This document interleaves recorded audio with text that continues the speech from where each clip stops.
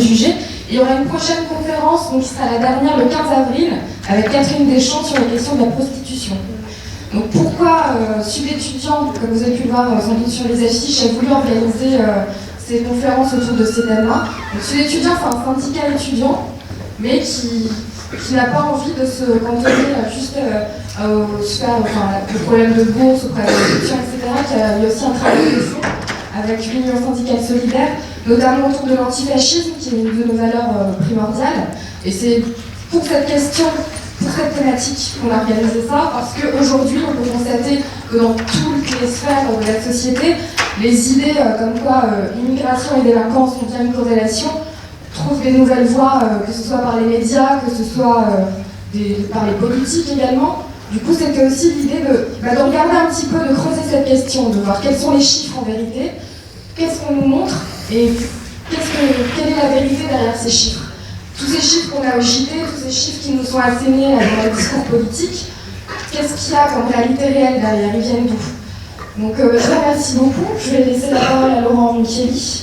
Et pour info, il y a le bateau livre qui vient proposer des ouvrages à vendre, des ouvrages de M. Micheli. C'est les 3 derniers ouvrages, c'est bien ça.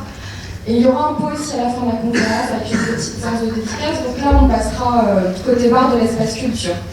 Voilà, merci beaucoup.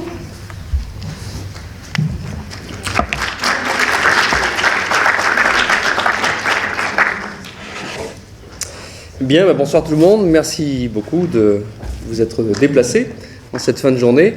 Je voudrais vraiment remercier et féliciter les étudiantes du syndicat pour cette mobilisation. De nos jours, le mot militant, on a l'impression que ça devient parfois une insulte, quelque chose de négatif.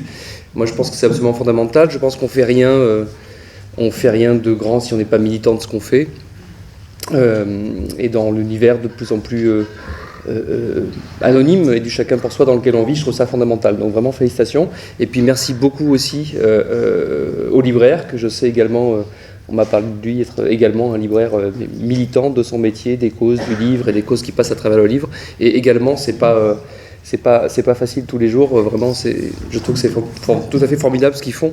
Et en comparaison, j'ai l'impression moi d'avoir une vie plutôt tranquille et simple. Alors j'ai accepté avec joie de venir parler de ce thème que vous m'avez proposé. Je pense que c'est lié en partie à la diffusion je sais pas comment appeler ça, d'un film tout simplement qui est passé sur France 2 il y a quelques mois, que vous avez peut-être vu, qui a été fait par un réalisateur qui s'appelle Christophe Nick, qui était présenté par un journaliste un peu connu. Alors c'est évidemment passé à minuit et demi, quelque chose comme ça, sur France 2, mais enfin c'est quand même déjà ça, je pense que c'est ça qui l'a déclenché. Et au-delà de ça, il se trouve que moi j'ai été amené ces dernières années à écrire à plusieurs reprises des petits textes sur cette question-là, depuis mon point de vue et mon petit stock de connaissances, qui est celui d'un sociologue de la délinquance. Voilà. Donc c'est de ce point de vue-là que je parlerai ce soir. Je vais essayer de ne pas faire trop long pour qu'on puisse discuter de cela ou d'un tas de thèmes, parce que évidemment c'est une question qui en croise beaucoup d'autres. Donc je suppose que ça peut partir dans pas mal de directions. On a eu aussi quand même des actualités malheureuses, mais aussi intéressantes à discuter entre nous. Donc voilà, pour toutes ces raisons, je m'arrête là et j'essaierai de faire relativement court. Alors bien que la France soit une terre historique de brassage de population, bien qu'elle soit une ancienne grande puissance coloniale, et bien qu'elle ait suscité une forte immigration en métropole depuis la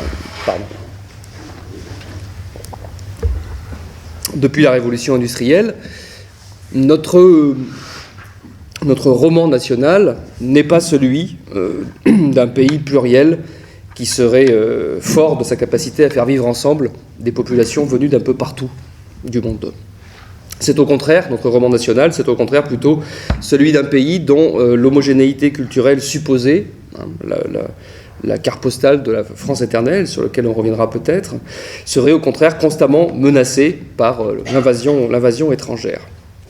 La xénophobie et le racisme trouvent dans cet imaginaire collectif, évidemment, un très puissant terreau, et certaines forces politiques ont bien entendu toujours manipulé cet imaginaire, principalement à droite et à l'extrême droite de l'échiquier politique. et notamment en arguant du lien entre délinquance et immigration. Donc voilà la raison de notre débat de ce soir. Alors dans cette liaison supposée entre délinquance et immigration, le fond de l'affaire consiste à penser que les pratiques délinquantes, surtout celles des jeunes, s'expliquent par quelque chose en rapport avec les origines étrangères. Alors selon les personnes, les moments, les lieux, les discours, ce quelque chose varie beaucoup. Ça peut être tel ou tel aspect des mœurs, tel ou tel aspect de la culture, tel ou tel aspect des modèles familiaux ou conjugaux, des styles éducatifs, plus récemment de la religion. Il y a une grande variété en réalité dans les discours et de prétextes à déclencher ces discours, selon, je le répète, les personnes et les lieux. Mais ça consiste toujours, donc sans qu'on sache précisément quoi, à dire qu'il y a quelque chose, je le redis avec les guillemets, c'est ça qui est essentiel, qui ferait ce lien. Alors, je veux dire d'emblée, après, j'entrerai dans beaucoup de détails après, mais dire d'emblée que, en réalité, si on était vraiment sérieux, il y aurait deux grands constats très généraux, très macro-sociologiques si on veut, qui permettraient tout de suite de comprendre que on est sur des fausses bases. Hein, si on part là-dessus, on a un raisonnement dont les prémices sont erronées. Au fond, ces deux constats, voilà, dont en tirer les conséquences amènerait tout de suite à comprendre que le lien dont on parle repose sur une erreur de logique. Ce premier constat qu'il faut rappeler, c'est que les immigrés et leurs enfants, pour s'en tenir au vocabulaire de l'INSEE ici, et leurs enfants donc devenus français, ça ne constitue pas une petite minorité dans la société française, c'est pas un petit groupe de personnes. C'est au contraire, aujourd'hui, mais c'est méconnu, ça participe d'ailleurs de tout un ensemble de méconnaissances qu'il y a derrière cet imaginaire. Ça représente, selon la dernière évaluation de l'INSEE, plus de 11,5 millions de personnes. Toutes origines confondues, évidemment. C'est-à-dire, en gros, 1/6 de la population totale. Donc, on n'a pas du tout affaire à une minorité, on n'est pas en train de parler d'une petite minorité de personnes, on est en train de parler d'une composante fondamentale de la société française. Premier constat qu'il faut avoir en tête. Deuxième constat, pour faire encore une fois des grosses pesées, très grosses pesées pour commencer.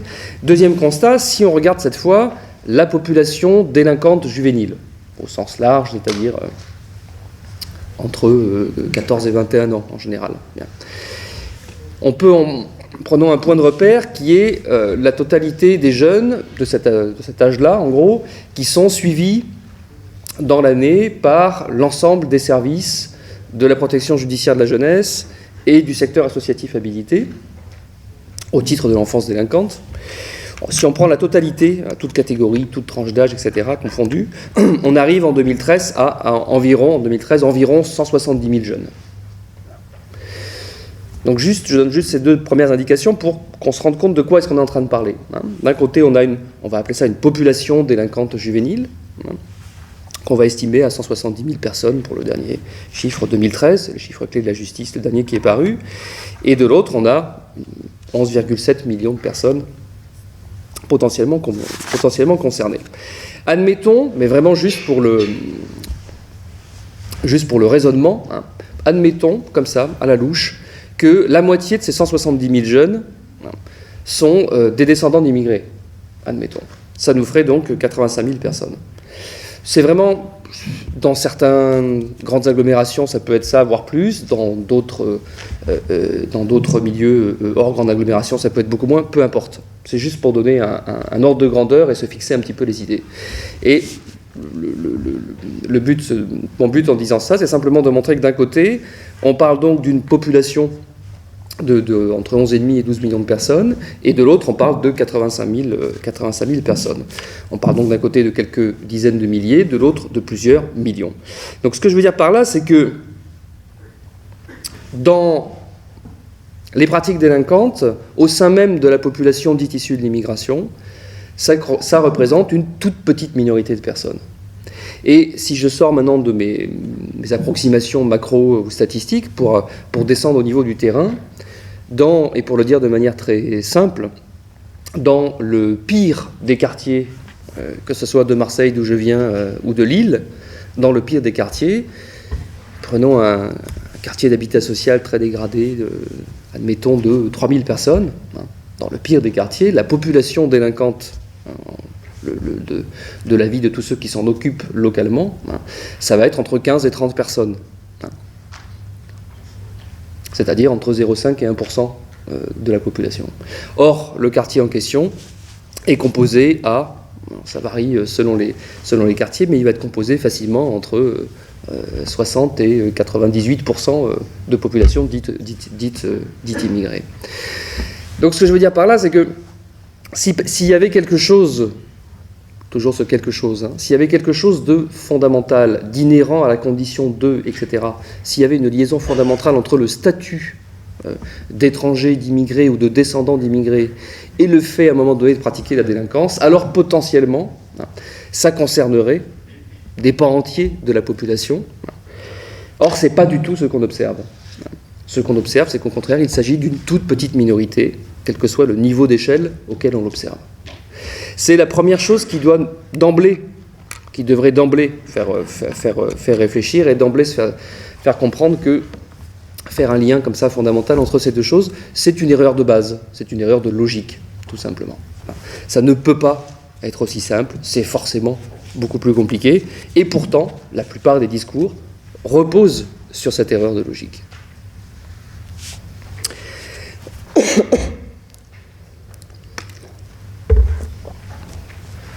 Alors, si on rentre maintenant dans l'argumentation, et dans la tentative néanmoins d'essayer de comprendre, de cerner, de mesurer, qu'est-ce qu'il peut y avoir comme relation entre des personnes étrangères ou des personnes françaises descendants de parents étrangers et par ailleurs des pratiques délinquantes, si on rentre dans ces choses de manière beaucoup plus apaisée et mesurée maintenant, qu'est-ce qu'on peut dire ? D'abord, pour essayer de les mesurer, de les connaître, on va se tourner vers les données qui sont produites par les institutions. Et puis on regardera un petit peu après ce qui se passe du côté des données produites par les chercheurs, des données d'enquête. Du côté des institutions, et ça permet d'évoquer un des arguments typiques du discours xénophobe, qui est au fond tout simplement, regardez, ouvrez la porte d'une prison, regardez les gens qui sont dedans, et au fond, ils sont presque tous noirs ou arabes, selon la célèbre formule de l'amuseur médiatique Éric Zemmour, bien connu. Ce qui d'ailleurs peut être localement vrai, ou faux, ça dépend d'où on regarde. La situation de la prison de Lille, par exemple, n'est pas celle de la prison de Rennes, qui n'est pas celle de la prison de Bayonne, qui n'est pas celle des Baumettes à Marseille, que je connais encore mieux. Et puis, je viens d'évoquer là quatre maisons d'arrêt.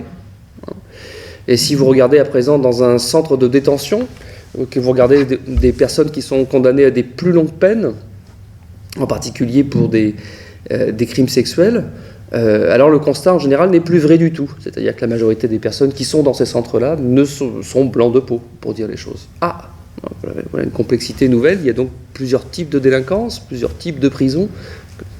Complexité que ces arguments ignorent évidemment et qu'il est fondamental de rappeler. Mais même si on se situe au niveau des maisons d'arrêt, où on va concentrer la petite et moyenne délinquance, les courtes peines de prison, et où dans les agglomérations, on va trouver beaucoup de personnes étrangères ou d'origine étrangère. Même si on regarde à cet endroit-là, est-ce que passer son nez et regarder la couleur, au fond, des gens qui sont dans les cellules, est-ce que c'est quelque chose qui nous renseigne fondamentalement sur ce que c'est que la délinquance ? Voilà une idée qu'on peut tout à fait relativiser pour les raisons suivantes, en disant que on a, bien sûr, ils ne sont pas là par hasard, on a un aspect, un petit bout d'eux, une petite partie d'eux, mais qu'il y a peut-être toute une autre partie qu'on ne voit pas autour. Alors, qu'est-ce qui peut permettre de dire ça ? Première chose, c'est que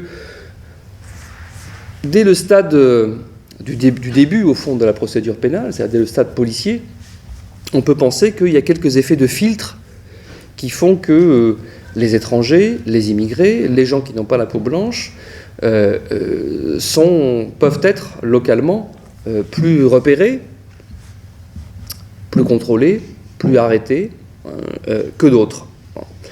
Qu'est-ce qui permet de dire ça ? Deux choses. La première, le constat que, concernant donc ce qui est encore une fois le gros de la délinquance qui fait l'objet des poursuites pénales, à savoir la petite et moyenne délinquance, l'ensemble des vols, cambriolages, vandalisme, atteintes aux personnes diverses et variées, violences interpersonnelles diverses et variées, plus que ce qu'on pourrait appeler les délinquances d'ordre public, hein, donc tout ce qui est infraction à la législation sur les stupéfiants, jusqu'à il n'y a pas longtemps, conditions d'entrée et de séjour des étrangers, évidemment, par définition. La plupart de ces types de délinquances-là sont globalement, en particulier les vols et cambriolages, sont globalement assez peu élucidés par les policiers et les gendarmes. Donc première chose dont il faut se méfier, parce que c'est un argument chiffré qu'on entend souvent dans le débat, c'est un élément statistique tiré de la statistique policière. Le nombre de personnes, ce que les policiers appellent les personnes mises en cause, c'est-à-dire les personnes suspectées, transmises à la justice, hein, à l'issue des premières investigations. Et dans la statistique policière, les policiers, au fond, pour la gendarmerie, nous donnent au fond les informations suivantes. Nous avons constaté, mettons, 1000 cambriolages à Lille l'an dernier, j'en sais rien, c'est pour fixer les idées. Nous en avons constaté 1000, mais élucidé seulement 10%. Et nous avons ensuite mis en cause, mettons, j'en sais rien, 127 personnes, d'accord, parmi lesquelles tant de pourcents d'étrangers, tant de pourcents de Français. Voilà une statistique disponible, hein, un élément statistique public, la statistique de police, qu'on peut retrouver comme argumentation dans certains discours voulant argumenter le lien entre délinquance et immigration. Alors ça se heurte à deux constats. Le premier, c'est que 10% des cambriolages ont été élucidés. Comment dès lors penser que les 10% de cambriolaires qu'on a arrêtés sont représentatifs des 100%? Est-ce qu'on n'aurait pas arrêté ceux qui étaient le plus faciles à arrêter, ceux qui étaient les plus visibles, ceux qui couraient les moins vite, etc. Même réflexion qu'on peut se faire en matière de délinquance des mineurs, d'ailleurs. Deuxième élément, nous avons longtemps entendu, beaucoup d'entre nous ont pu le constater personnellement, mais on n'a longtemps pas eu de recherche pour mesurer pour mesurer et démontrer l'existence des contrôles aux faciès.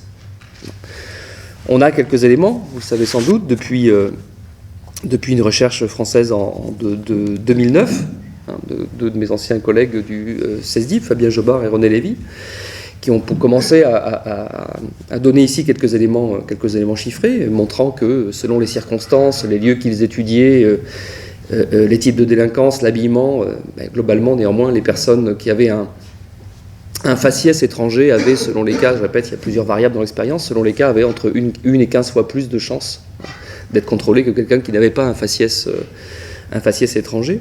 Donc on commence à avoir des éléments qui permettent de montrer ce qui était une évidence jusqu'à présent, une évidence de terrain, mais bon, encore fallait-il pouvoir le montrer. Donc on a d'un côté, on peut penser qu'on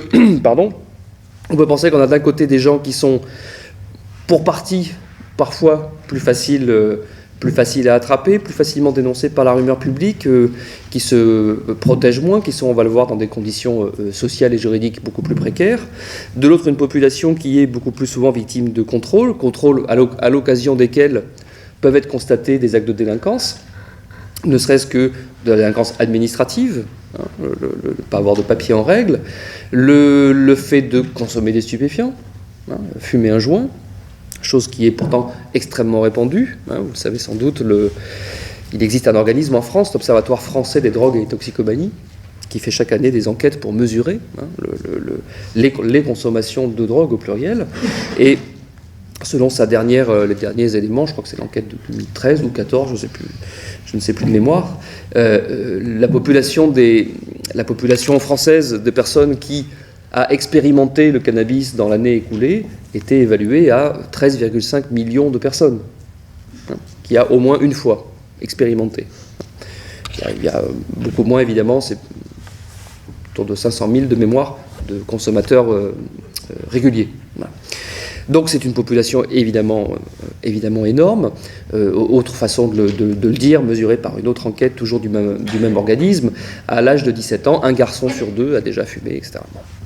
Donc on est face à des phénomènes de masse, hein, mais qui, par ailleurs, peuvent cibler beaucoup plus telle ou telle population à travers notamment la pratique des contrôles de police. Troisième chose, quand on regarde ces statistiques, et quand on regarde toujours pareil notre maison d'arrêt, hein, troisième chose qu'il faut avoir en tête, il y a aussi tout un aspect, un pan de la délinquance qui est par définition réservé au fond aux étrangers, ou en tout cas, au moins en partie, c'est la délinquance qui est par définition transnationale. En particulier dans les régions frontalières, comme c'est le cas ici, comme c'est le cas chez moi ici, comme c'est le cas à Nice, comme c'est le cas à la frontière espagnole. Notion même de frontière dans le monde de transport de tous azimuts d'aujourd'hui et de communication est évidemment à relativiser.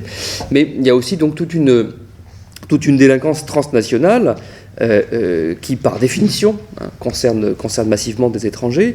Et je répète, elle est particulièrement forte dans un pays comme la France, qui est à la fois un pays de carrefour de flux commerciaux, la première ou la deuxième, selon les années, de destination touristique du monde, un pays qui a par ailleurs ces cinq frontières. Donc il y a quantité de grandes délinquances qui sont de moyenne ou de grande délinquance qui sont ici, ça va de la petite contrebande en tout genre jusqu'au trafic de drogue, au proxénétisme, etc.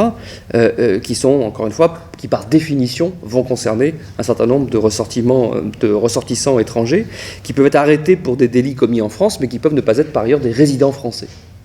Autre complication dont il faut tenir compte et sur lesquelles on n'a pas d'informations. Quand on dit un étranger est arrêté, on ne sait pas s'il s'agit par ailleurs de quelqu'un qui habite ou pas le territoire national.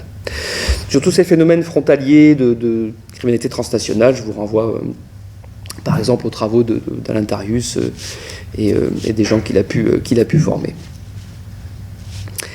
Alors, si on regarde maintenant le stade d'après, ce que nous apprennent les statistiques de la justice, après avoir dit un mot de celle de la police. On retrouve évidemment beaucoup de choses, puisque par définition, elles sont nourries par la précédente, mais ça nous apprend une chose supplémentaire qui nous, toujours pareil, pour nous amener petit à petit à notre point d'arrivée, là, qui était de regarder ce qui se passe dans la prison, ça nous apprend une chose supplémentaire tout à fait importante, qui est que, à infraction égale, les étrangers sont plus lourdement condamnés que les Français. Voilà une autre information qu'il faut posséder si on veut juger, encore une fois, le résultat de la chaîne. Il faut avoir celle-là. Alors, comment se fait-il ? Ils sont plus lourdement condamnés, et en particulier plus lourdement condamnés à de la prison ferme. Donc, ce qui impacte directement le résultat du fameux spectacle de la maison d'arrêt.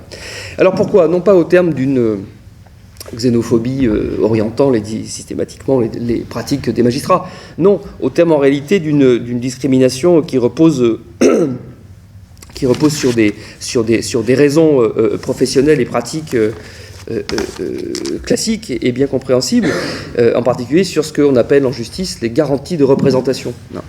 C'est-à-dire que ce qui se passe, c'est que lorsque est amenée par la police une personne de nationalité étrangère qui ne peut pas justifier d'un travail régulier, d'un domicile ou d'une situation familiale, a fortiori deux ou les trois, et bien évidemment le magistrat qui est en face de la personne se dit, si je la laisse en liberté, même si c'est pour une petite chose, si je la laisse en liberté pour la convoquer plus tard, je risque bien de ne jamais la revoir, elle va disparaître dans la nature. Raison pour laquelle, au stade du parquet, les magistrats vont beaucoup plus renvoyer les étrangers en comparution immédiate, c'est-à-dire dans une audience qui a lieu immédiatement après la garde à vue, plutôt que de convoquer ultérieurement. Or, les comparutions immédiates, à leur tour, sont la principale pourvoyeuse de peines de prison, puisque selon les tribunaux, entre les 2/3 et 90% des peines prononcées en comparution immédiate sont des peines de prison ferme. Donc vous voyez comment, j'ai résumé encore, on pourrait encore sophistiquer le processus, mais pour résumer très rapidement, vous voyez qu'en réalité, entre le point de départ et puis l'observation des cellules de maison d'arrêt qui était notre point d'arrivée, en réalité, à toutes les étapes du processus pénal, de la chaîne policière et judiciaire, eh bien, les étrangers sont systématiquement désavantagés, encore une fois, à délinquance égale avec les nationaux. Et donc, c'est évidemment quelque chose qu'il faut également savoir et dont il faut tenir compte si on prétend faire une comparaison.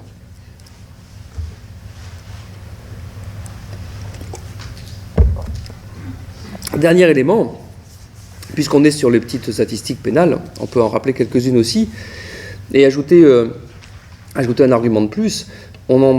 Les discours sur ce lien entre délinquance et immigration ont une autre caractéristique en général, c'est au fond, c'est de faire comme si on découvrait aujourd'hui au fond des problèmes récents, hein, et que ce serait... Mais c'est typique de ces discours, et c'est pareil, on le verra au fil du temps. Mais que ce serait une caractéristique récente et propre à des immigrations récentes, d'avoir au fond quasiment inventé la délinquance, finalement. Hein. L'idée que s'il n'y avait pas ça, il n'y aurait pas de problème, comme s'il n'y avait pas eu de problème avant. Bon. Alors, ce discours repose donc aussi sur une amnésie historique, hein, à peu près complète. Alors, je ne vais pas vous faire l'histoire depuis la maréchaussée sous François Ier, pour rappeler que c'est pas les Algériens des années 60 qui ont inventé la délinquance, mais néanmoins c'est presque de ça parfois dans notre impression, hein, qu'il faudrait faire. Mais juste pour donner une petite indication, quand on regarde les statistiques de justice, et longtemps il n'y en a eu qu'une seule qui existait en fait, ça s'appelait le compte général de l'administration de la justice criminelle, lorsqu'on y jette un petit coup d'œil, en se plaçant un siècle avant, au début du XXe siècle, j'avais regardé ça il y a quelques années, année 1905, on regarde les personnes qui sont poursuivies en justice pour meurtre et assassinat. En 1905, la justice française en avait jugé 577, d'accord, dont 327 nés à l'étranger, donc 57% d'étrangers. Ce qui est 4 à 5 fois supérieur à ce qu'on voit aujourd'hui. Façon de rappeler que déjà, à l'époque, ça nous renvoie aux travaux des historiens que vous connaissez certainement, en particulier les travaux sur l'immigration italienne, qui est la grande immigration de l'époque, totalement euphémisée aujourd'hui, hein, où on entend aussi souvent ce discours, cette jolie histoire que autrefois les immigrations se passaient bien parce qu'elles étaient européennes, au fond, ou chrétiennes. Ce qui est une plaisanterie, hein. Il faut lire les travaux des historiens Pierre Milza et compagnie qui ont travaillé sur l'immigration italienne, Gérard Noiriel, les synthèses récentes, pour mesurer au contraire le degré d'antagonisme et de violence des rapports sociaux, en particulier entre ouvriers français et ouvriers italiens qui étaient mis en concurrence par les entreprises à cette époque-là, et voir les violences jusqu'à certains massacres bien connus comme celui d'Aigues-Mortes, sur lequel Gérard Noiriel a fait un livre entier, auquel ça a pu conduire au tournant du 19e et du 20e siècle. En comparaison avec cette époque-là, je dirais que finalement notre époque paraît relativement tranquille, si on compare avec ce type d'indication. Alors, troisième partie, vous me direz, ou on nous dira certainement, bon ok, ça c'est bon pour les étrangers, stricto sensu, les gens qui n'ont pas la nationalité. Mais parlons maintenant des personnes qui sont françaises de nationalité, mais qui sont issues de l'immigration, en particulier les fameux jeunes issus de l'immigration.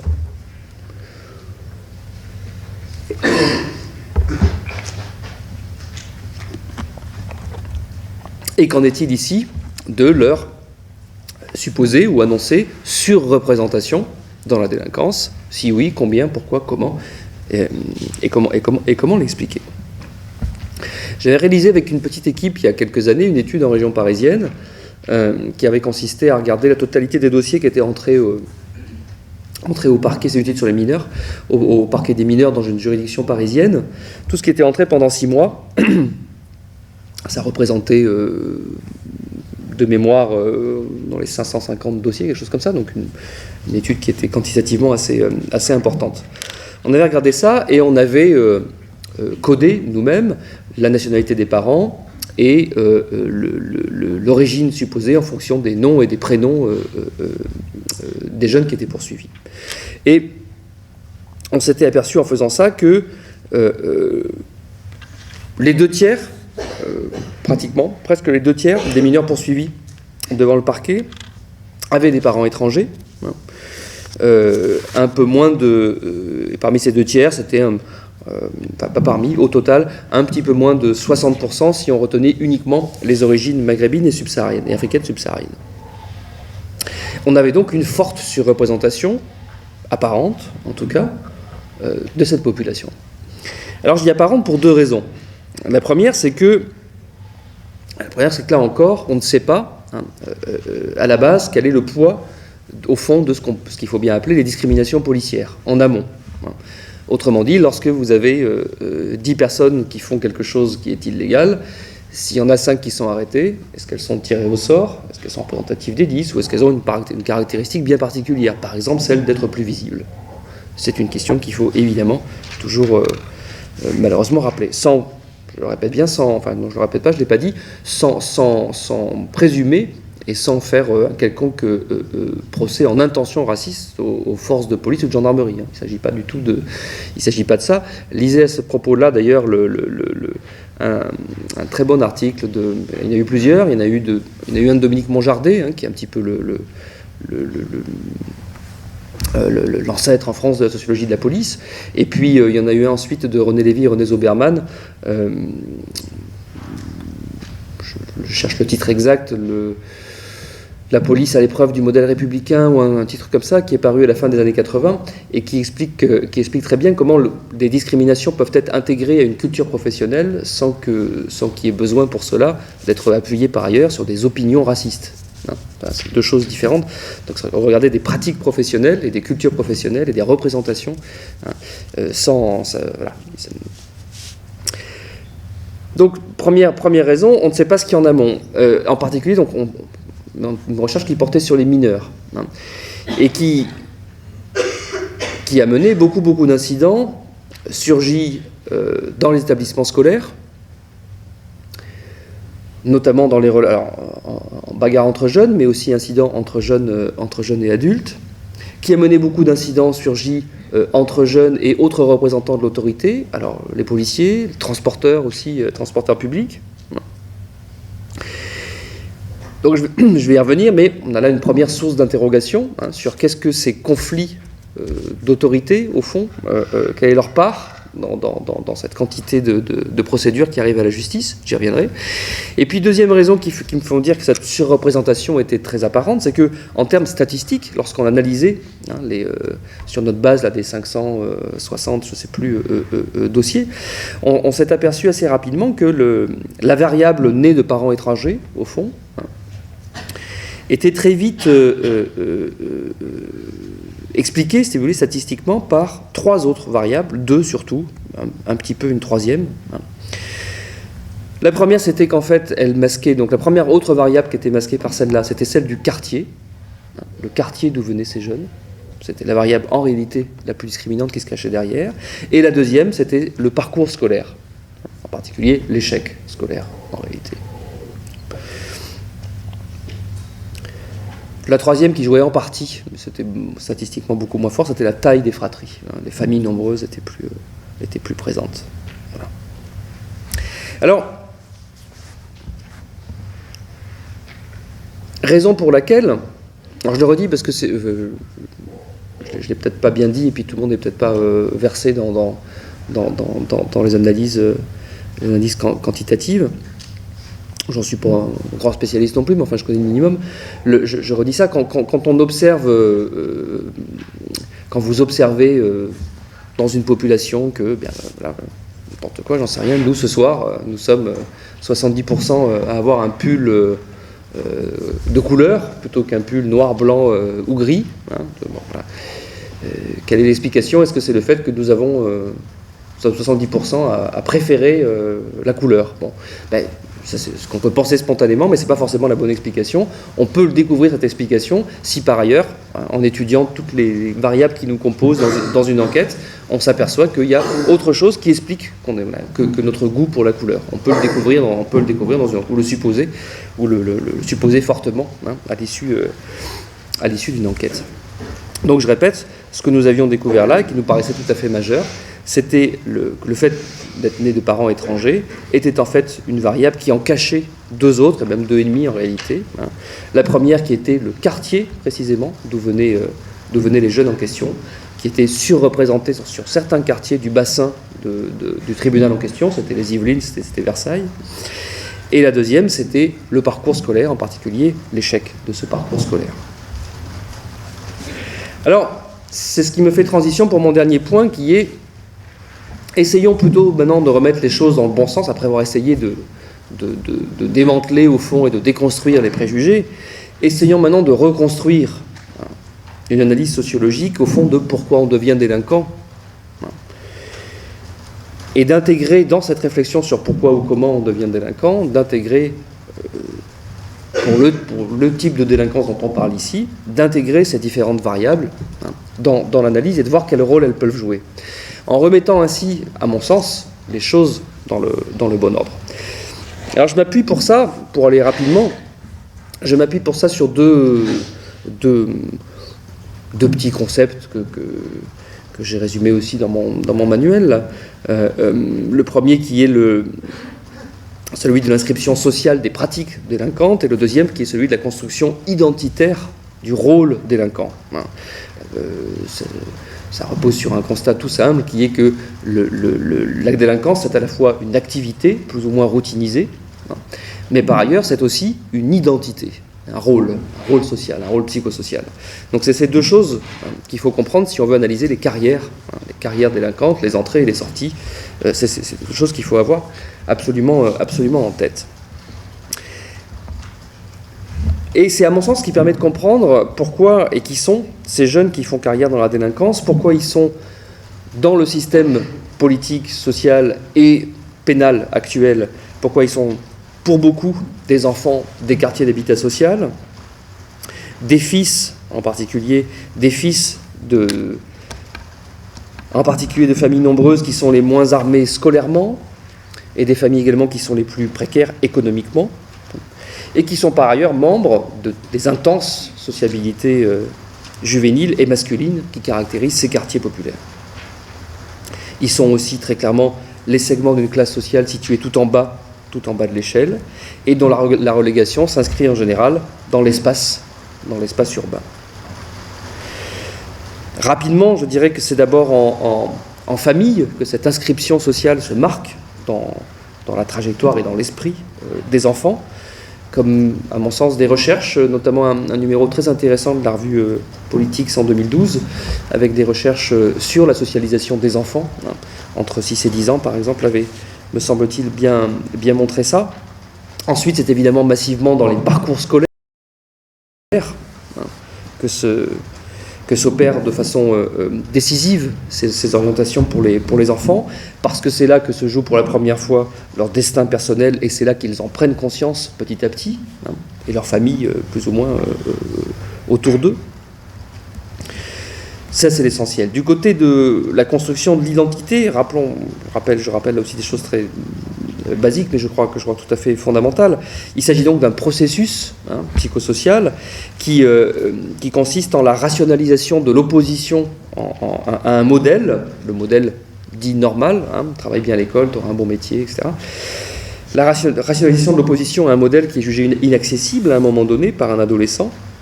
Et la conversion identitaire au rôle délinquant consiste en une revalorisation, fondamentalement. C'est une revalorisation.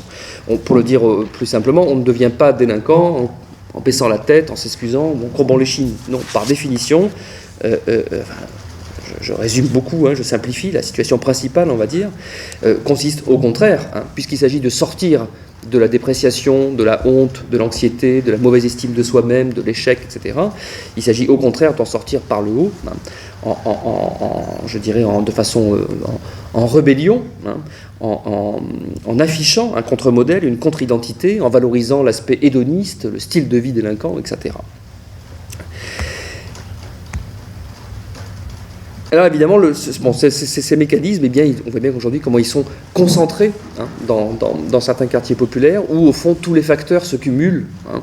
Les familles en très grande difficulté, en particulier celles qui sont par ailleurs traversées par de graves conflits, voire de graves violences intrafamiliales. La question de l'échec scolaire, tout à fait majeure, vous le savez, ça fait maintenant une dizaine d'années qu'on a des travaux qui vont systématiquement dans le même sens. On a 4 collègues bordelais il y a quelques années qui avaient même publié, titré un de leurs livres « L'apartheid scolaire ». Un Premier ministre a découvert récemment ce mot, mais donc c'était celui, je crois, 2005, du bouquin de Félouzis et autres, etc. Bon, on a, pour le dire de manière beaucoup plus simple, on a dans une même petite ville, à quelques centaines de mètres de distance, on a un collège où on a 90% de réussite au brevet des collèges, un premier examen, et puis à quelques centaines de mètres de là, au cœur de l'Asus, un autre collège où on n'a que la moitié de ça. On a moins de 50% de réussite au brevet des collèges. Autrement dit, on a la majorité des élèves qui sont en difficulté. Donc ce deuxième facteur qui peut se cumuler avec le premier. On a par ailleurs, vous le savez, une perspective d'insertion économique qui est également dramatiquement faible, toujours dans ces quartiers. Et on a, pour toutes ces raisons-là, historiquement, dans certains quartiers, une offre délinquante plus importante qu'ailleurs, une incitation, un effet d'entraînement, un effet d'aspiration. Et au fond, on se retrouve dans cette espèce de cercle vicieux où, pour dire les choses très rapidement, le jeune qui est en échec, je grossis le trait, mais c'est pour faire passer l'idée. Enfin, je résume le mécanisme principal, c'est évidemment beaucoup plus... C'est plus compliqué, il y a plusieurs trajectoires, mais le mécanisme principal, il est classique, et je dirais au fond, il a jamais vraiment changé. Le jeune qui est en échec à l'école, soit se rend plutôt invisible avec sa famille, soit devient le rebelle à la situation et l'injustice qu'il vit. C'est celui qui va devenir le cancre, l'agitateur, la terreur de la cour de récréation ou de la sortie des cours. Rappelant le vieux dicton qu'on trouve dans La guerre des boutons en 1912, qui disait la cour de récréation est le lieu de la revanche du fier à bras sur le fort anthème. Traduisons en langage 2015, la cour de récréation est le lieu de la revanche, de la racaille sur le bouffon. Voilà, c'est toujours la même histoire, qui va donc... dans le cas où le cercle vicieux se déroule mal, s'il ne peut pas s'appuyer sur des ressources familiales, une bonne mesure, à un moment donné, un éloignement, un placement, que sais-je, qui risque donc de commencer à cumuler des exclusions scolaires, une, puis deux, puis trois, temporaires, puis définitives, etc., jusqu'au jour où il se retrouve à la rue. Et à la rue, dans un quartier où il y a déjà une offre délinquante, il va rencontrer d'autres jeunes, déjà dans la rue, déjà aguerris aux pratiques délinquantes, et qui vont l'engrainer et l'entraîner là-dedans.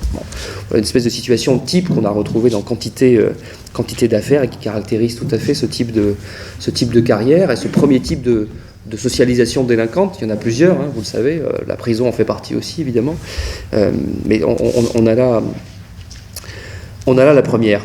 Donc oui, on a comme ça des espèces de spirales, de cercles vicieux qui sont particulièrement forts dans certains quartiers où se cumulent au fond toutes ces difficultés, tous ces désavantages, on pourrait dire. On en arrive à une autre question très très connue et qui fait également l'objet d'un discours très ethnicisé au fond ces dernières années, qui est la question des bandes de jeunes qui se forment dans ce contexte qu'on vient de dire. Question qui pourtant n'est pas nouvelle du tout, bien connue de nos autres sociologues de ces questions-là, puisque les travaux américains depuis les années 20 au moins ont beaucoup nourri cela. Le mécanisme pourtant est exactement le même, et ce qui fait sa base, ça n'est pas du tout, contrairement à ce qu'on a pu entendre parfois, un recrutement ethnique ou des choses de ce type-là.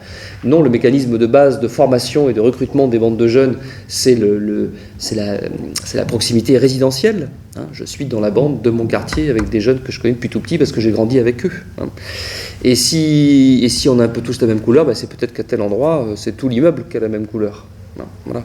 C'est pas propre au petit groupe qu'on désigne là, c'est à l'image au fond de ce quartier-là.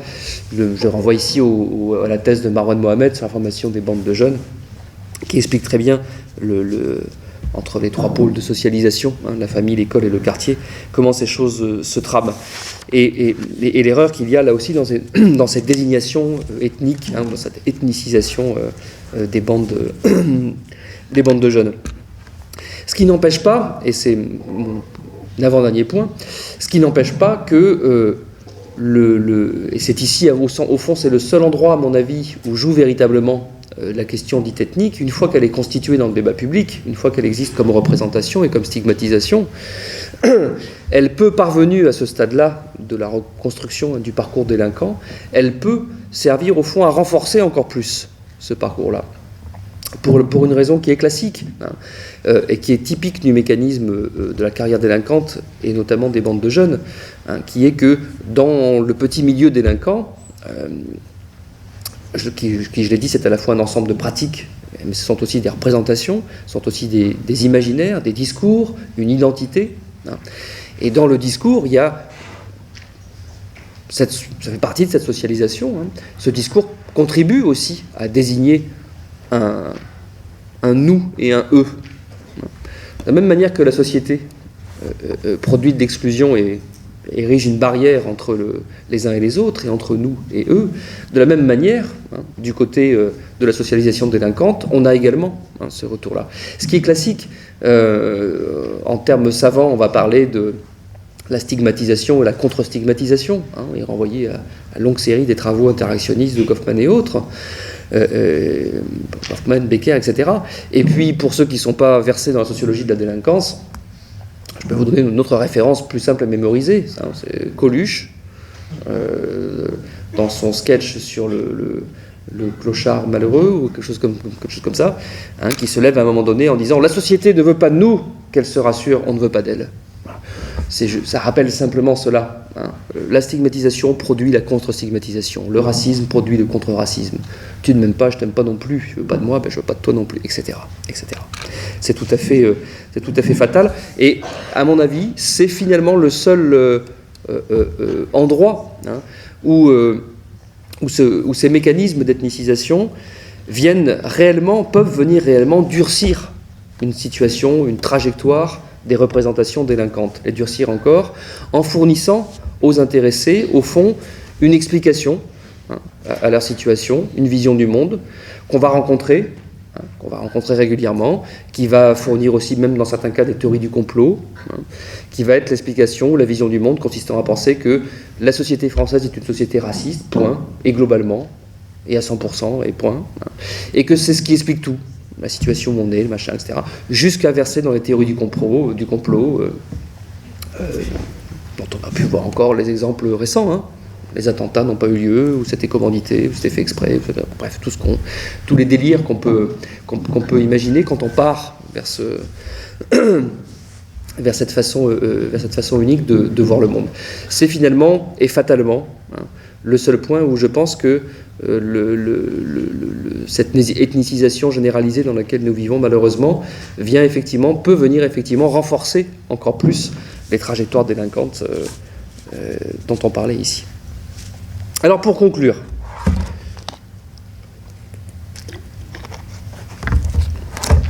en milieu urbain, en général, les jeunes auteurs de petite et moyenne délinquance sont plus ou moins souvent issus d'immigration. C'est incontestable. Mais après, est-ce que c'est inscrit dans le code génétique ? On a vu que non. Est-ce que c'est... ou en tout cas, sinon je vous dis que non. Est-ce qu'un changement récent de conjoncture astrale, de calendrier chinois, non plus. Les mécanismes psychosociaux que j'ai rappelés, je crois, sont assez clairs, assez simples. Ils ne sont pas nouveaux, il n'y a aucune révolution là-dedans. On n'a rien inventé du tout. Ces jeunes sont en plus souvent rebelles, ils défient les institutions, ils nous rient au nez quand on leur annonce qu'on va les envoyer 3 mois en prison, etc. C'est souvent vrai aussi. Et après, comment est-ce qu'on pourrait imaginer qu'il en soit autrement, à la fois au stade de leur parcours où ils sont arrivés, et par ailleurs dans l'ambiance xénophobe grandissante de ce pays. Et pourtant, cette histoire, on l'a vu, ne fait que répéter, au fond, n'est que l'épisode nouveau d'une longue histoire. On peut d'ailleurs déjà entrevoir les épisodes suivants. Au fond, nous avons vécu, on va dire, entre les années 60 et les années 2000, on a vécu 40 ans à peu près sur l'épisode fondamentalement du racisme anti-maghrébin. C'était ce qui dominait, on va dire, c'est le dernier héritage de la guerre d'Algérie, pour aller vite.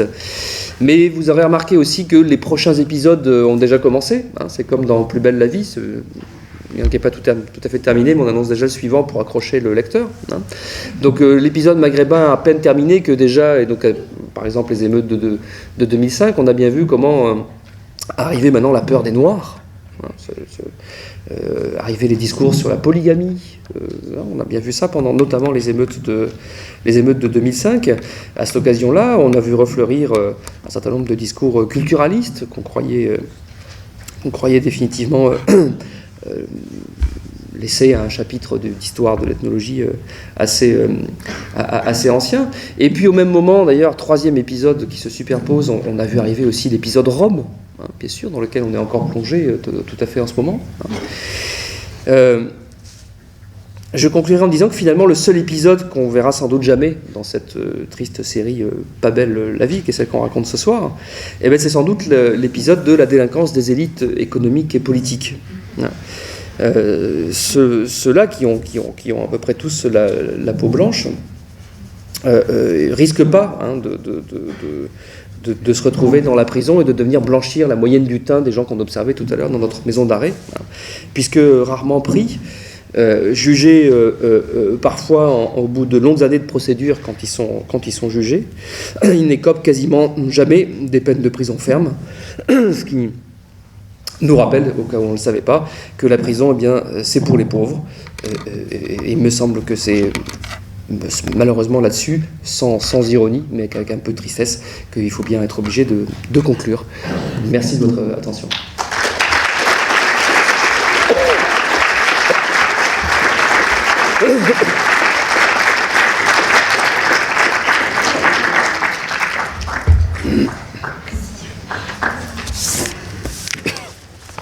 Merci beaucoup. Je lutte contre les microbes. Donc on va passer à une petite séance questions-réponses débat. Je sais pas si quelqu'un a envie d'intervenir. Si quelqu'un a une question.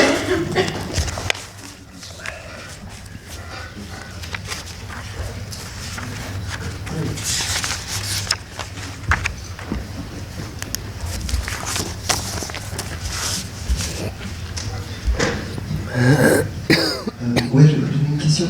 En fait, vous étiez assez prudent sur la caractérisation de la police et de la justice.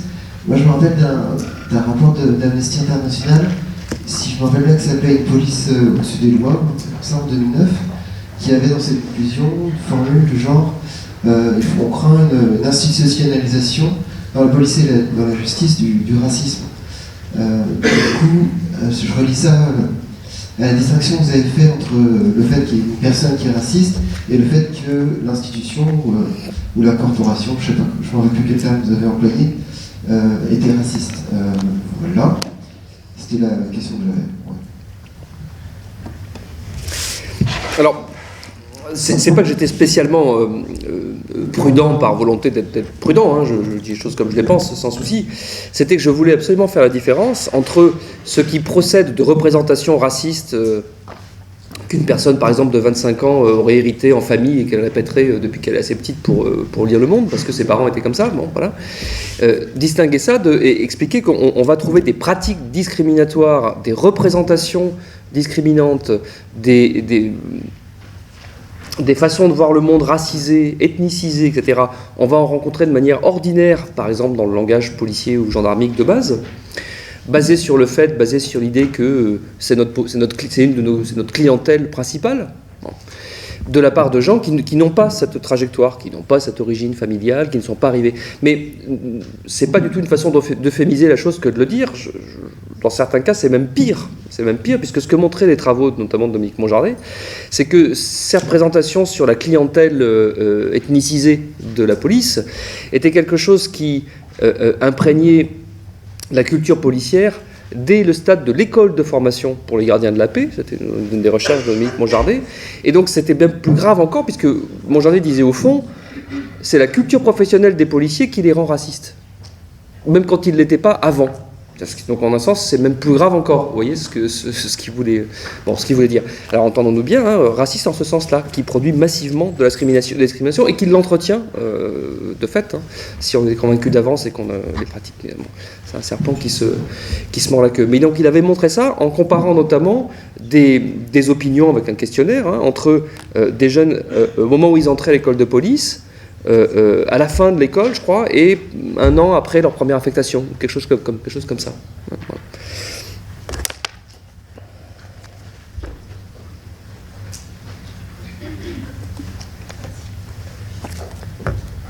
Bonsoir, j'ai juste une question à vous poser, donc tout simple. Qu'est-ce qu'on peut faire, nous, en tant que citoyens, est-ce qu'on a la possibilité de faire quelque chose face à l'impunité policière et aussi au comportement un peu de ce qu'on voit actuellement au niveau de la justice, enfin peut-être pas au niveau de la justice, mais au niveau de la police, est-ce qu'il est possible de faire quelque chose en tant que citoyen, tout simplement? Parce qu'il existe pas mal de collectifs, notamment sur Paris, donc Stop c'est Stop contre le faciès, je pense, avec le Siam Asbag, enfin, pas mal de camarades associatifs, et je sais qu'ils font pas mal de choses sur Paris, et je voulais savoir si pour vous, vous estimez que ces gens-là servent à quelque chose, enfin, si leur combat est utile. Ouais. Merci. Je suis infiniment persuadé que toutes les formes de lutte contre les injustices sont utiles, même quand c'est la lutte du pot de terre contre le pot de fer, hein, bien sûr. Bien sûr. Si en plus de ça tout le monde la ferme, ça risque pas de s'arranger. Donc oui, c'est utile, mais forcément limité, bien sûr, bien sûr. Je dirais que dès qu'on touche aux affaires policières et judiciaires, il faut être stratégique. Hein. Un avantage, si on veut marquer des points, je crois qu'il faut être fort juridiquement. Donc moi, ce que je conseillerais volontiers à tous les collectifs, toutes les associations, c'est de se faire des copains chez les avocats, chez les magistrats. Voilà, c'est parce que toutes ces batailles, à un moment donné, si on veut les gagner, c'est des batailles juridiques. Donc il faut être très fort là-dessus. Voilà, les bonnes intentions ne suffisent pas, ça c'est certain.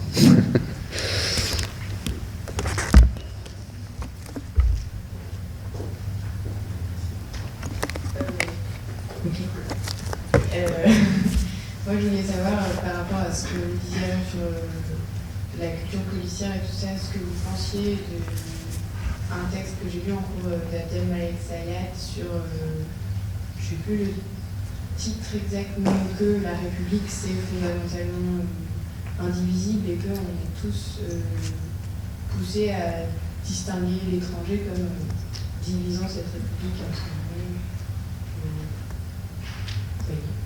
Je voulais savoir ce que vous pensez de cette histoire de République dans cette histoire de contre le faciès.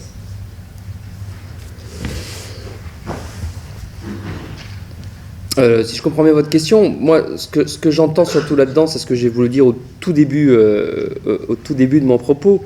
Je pense qu'il y a deux grands mythes qui font partie de la culture française, on va dire, au sens très général, politique, philosophique, ce qu'on veut, et qui malheureusement nous desservent beaucoup dans cette histoire.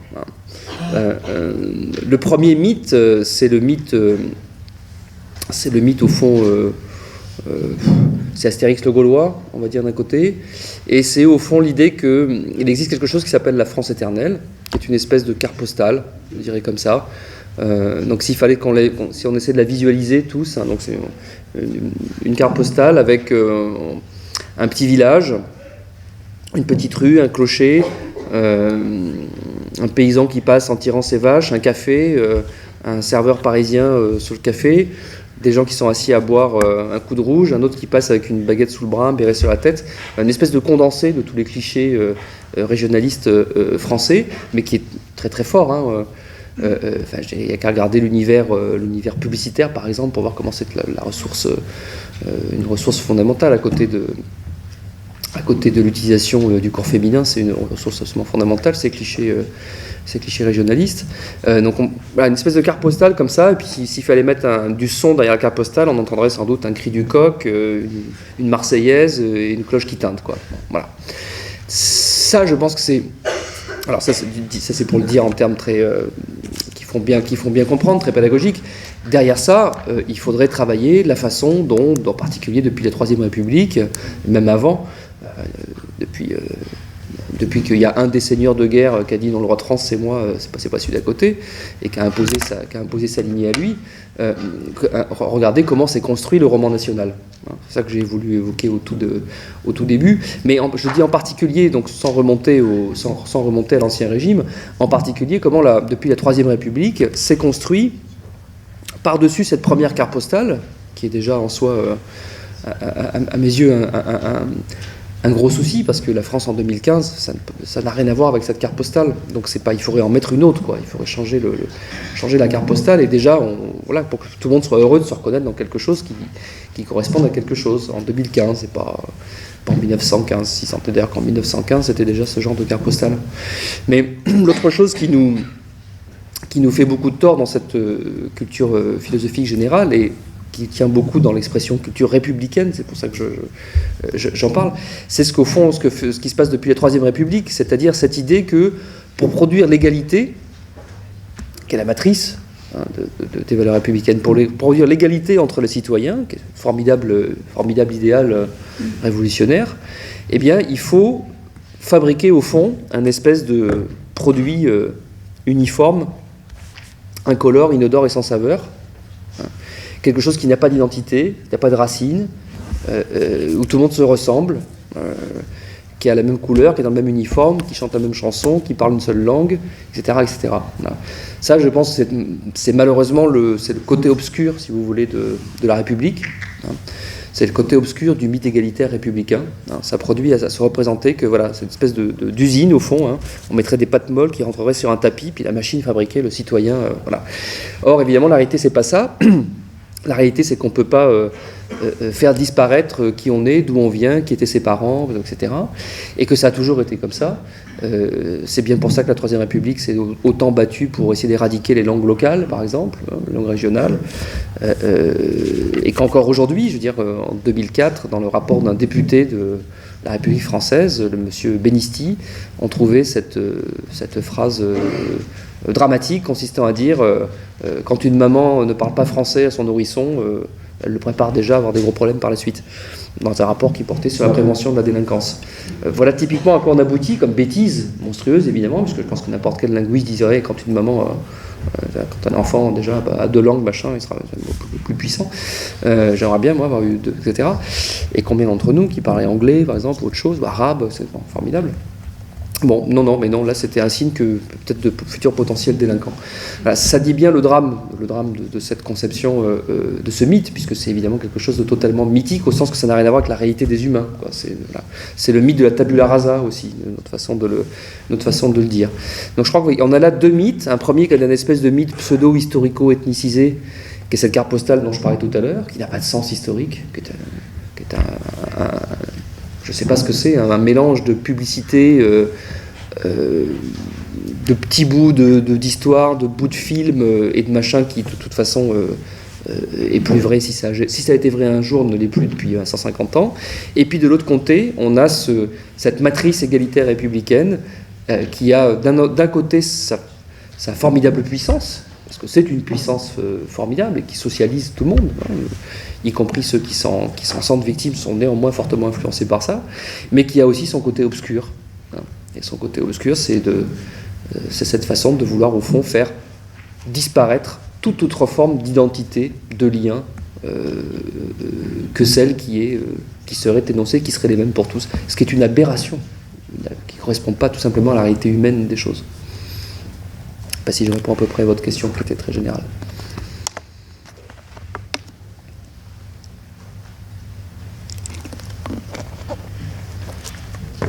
Ok, alors bonsoir. Vous êtes où, pardon? Ah voilà, merci. Oui, il fallait lever la main. J'aime bien voir les gens, pardon. Alors, donc, je disais que j'ai lu avec beaucoup d'intérêt, enfin, le titre de la communication, avec beaucoup d'intérêt parce que dès que je l'ai vu, j'ai eu le sentiment que c'était une catégorie du discours politique qui avait été empruntée pour le discours scientifique. Et donc, je me suis dit certainement que le conférencier va rapidement aller au-delà. Je voudrais m'expliquer. En fait, délinquance et immigration, pour tout le monde qui a un minimum de culture, en sociologie notamment, qui s'intéresse un peu aux questions de la délinquance, évidemment la réponse est non. Il ne peut pas y avoir de relation entre l'immigration et la délinquance. Pour la simple raison que la délinquance, le délinquant est un acteur social. La délinquance est un phénomène qui se retrouve nécessairement, qui se retrouve quasi toujours dans des aires géographiques qui qui sont également marqués par le sceau de la pauvreté, de l'exclusion économique. Et donc nécessairement, la délinquance a d'abord un lien avec la marginalisation économique avant d'être une question d'immigration. Et donc si l'immigré, en quelque sorte, finit par être délinquant, c'est parce que l'immigré se retrouve dans cette zone de marginalité-là. Et donc, le délinquant, qu'il soit de première ou de deuxième génération, issu de l'immigration, s'y retrouve soit parce qu'il est lui-même marginalisé, soit parce que son parent au départ, ou alors celui qui est arrivé en priorité, est tombé se retrouve du mauvais côté de la plaque. Et donc moi j'espérais, quand j'ai écouté, j'imagine que c'est un choix que vous avez dû faire, que vous dépasseriez rapidement l'analyse stricte du lien entre l'immigration et la délinquance. Vous avez démontré que ce n'est pas fondé, mais moi je me serais attendu à ce que rapidement, que ce soit un préalable pour qu'ensuite on entre dans le fond de la question, qui est en fait celle du rapport entre la délinquance et en fin de compte la marginalisation. Je voudrais savoir pourquoi vous n'avez pas allé à ce niveau-là, si c'est un choix, ou si c'est moi qui apprécie mal en fait la situation. Merci. Non, je comprends tout à fait. Ce que vous jugez évident, moi j'ai préféré passer une heure à l'expliquer. Bon, mais voilà, c'est comme ça. Ceci dit, pourquoi vous dites que je ne suis pas rentré dans la question du lien avec la marginalisation ? J'ai le sentiment d'en avoir beaucoup parlé de la marginalisation. À partir du moment où j'ai commencé à expliquer l'inscription sociale et la construction des identités délinquantes dans les quartiers d'habitat populaires, il me semble, non ? J'ai beaucoup parlé de ça. C'est pas de ça dont vous souhaitez parler ? Dont vous souhaitiez entendre parler ? Non, bien sûr que j'ai suivi cet aspect de la question. Et en réalité, je l'ai trouvé peut-être pas suffisamment dense. C'est peut-être mon jugement parce que pour moi, c'était ça la problématique centrale en fait de la conférence. Quand je venais, j'étais presque certain que rapidement on entrait dans ces détails, on montrait comment on décrirait les mécanismes de domination et tout, et qu'on expliquerait qu'en fin de compte, c'est là la véritable origine de la délinquance. Parce qu'en fin de compte, la conférence telle qu'elle s'est finalement déroulée relance plutôt le débat public. Et les gens sortiront en choisissant soit un parti, soit l'autre, soit en considérant que c'est les délinquants c'est les immigrés qui font la délinquance en France, ou alors pour ceux qui sont les plus... Je crois pas, mais peut-être je me trompe. Hein. Mais moi je crois pas. C'est-à-dire, je pense que il est, je crois, important de rentrer dans les argumentations qu'on veut critiquer et d'y répondre point par point. Par exemple, ce que j'ai passé un bon moment à faire, prenons cet argument parce que c'est un argument central du discours xénophobe qui consiste à dire ouvrez la grille d'une prison, regardez ceux qui sont dedans, ils sont presque tous noirs ou arabes. Point. Et la question est réglée. Bon. Alors, vous pouvez dire tout ça, c'est que le résultat d'une construction est le jeu de la domination. Au revoir madame, au revoir monsieur. Sauf que si vous dites ça, monsieur ou madame, ils vont vous rire au nez, hein, et vous n'allez jamais les convaincre. Hein. Moi, je préfère leur expliquer, rentrer dans le détail. Voilà, c'est le pari pédagogique que je fais.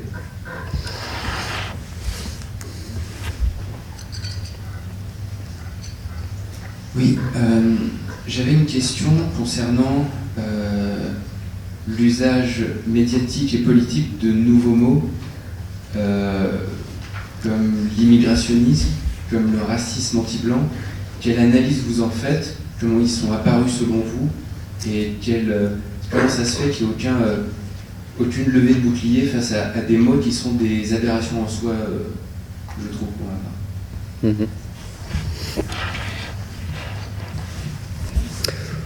J'ai pas grand-chose malheureusement à vous dire là-dessus. De l'analyse que j'en fais, les mots sont nouveaux, mais les idées qu'il y a derrière, c'est jamais que et tous les gens qui les diffusent, on en a évoqué un déjà tout à l'heure, c'est pas la peine de redire son nom.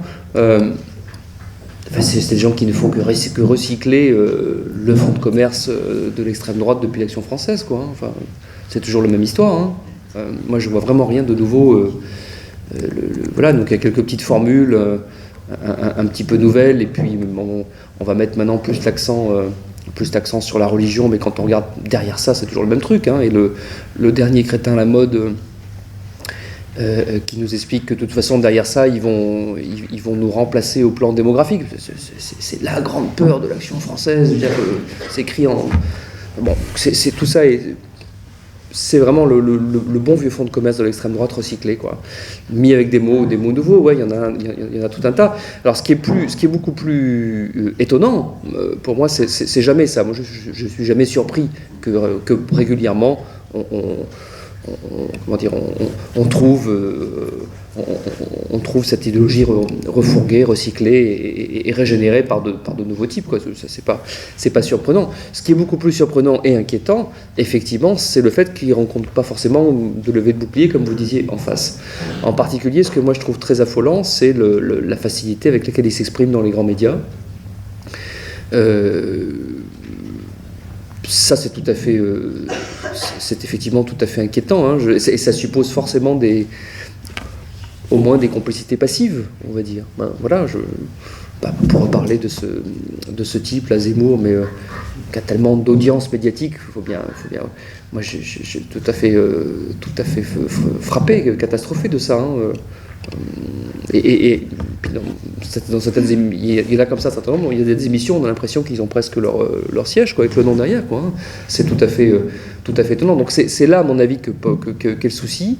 C'est là que ça mériterait d'aller questionner les sociétés des rédactions presse, etc., comme finalement quelques-unes ont fini par réagir, mais c'est là qu'il faudrait absolument les bouger en disant ça suffit, quoi. Vous n'êtes pas dans la neutralité, vous ne relayez pas un point de vue comme un autre. Bon, mais ça nous renvoie globalement à l'espèce d'atonie globale des forces qui pourraient être les forces adverses à cela, hein, qui est l'autre chose fort attristante de l'époque qu'on vit, hein. Il y en a certains qui sont très remontés, très agissants à tout point de vue, parce que derrière l'aspect médiatique, il y a aussi, moi dans un univers que je connais mieux comme auteur, l'aspect, on pourrait en parler avec notre ami libraire, c'est tout à fait frappant, les plans librairie de certains bouquins de ce type-là, c'est tout à fait frappant. Alors le mélange des deux, hein. Et moi, effectivement, ces dernières années, j'ai pour la première fois de ma vie rencontré à des soirées chez des amis des gens avec qui j'ai dû argumenter de manière très très détaillée parce que ils répétaient ligne à ligne le bouquin d'un tel. Et si c'était pas le Zemmour, c'était je sais plus comment ça s'appelle. La France Orange Mécanique, c'est Oberton, enfin voilà,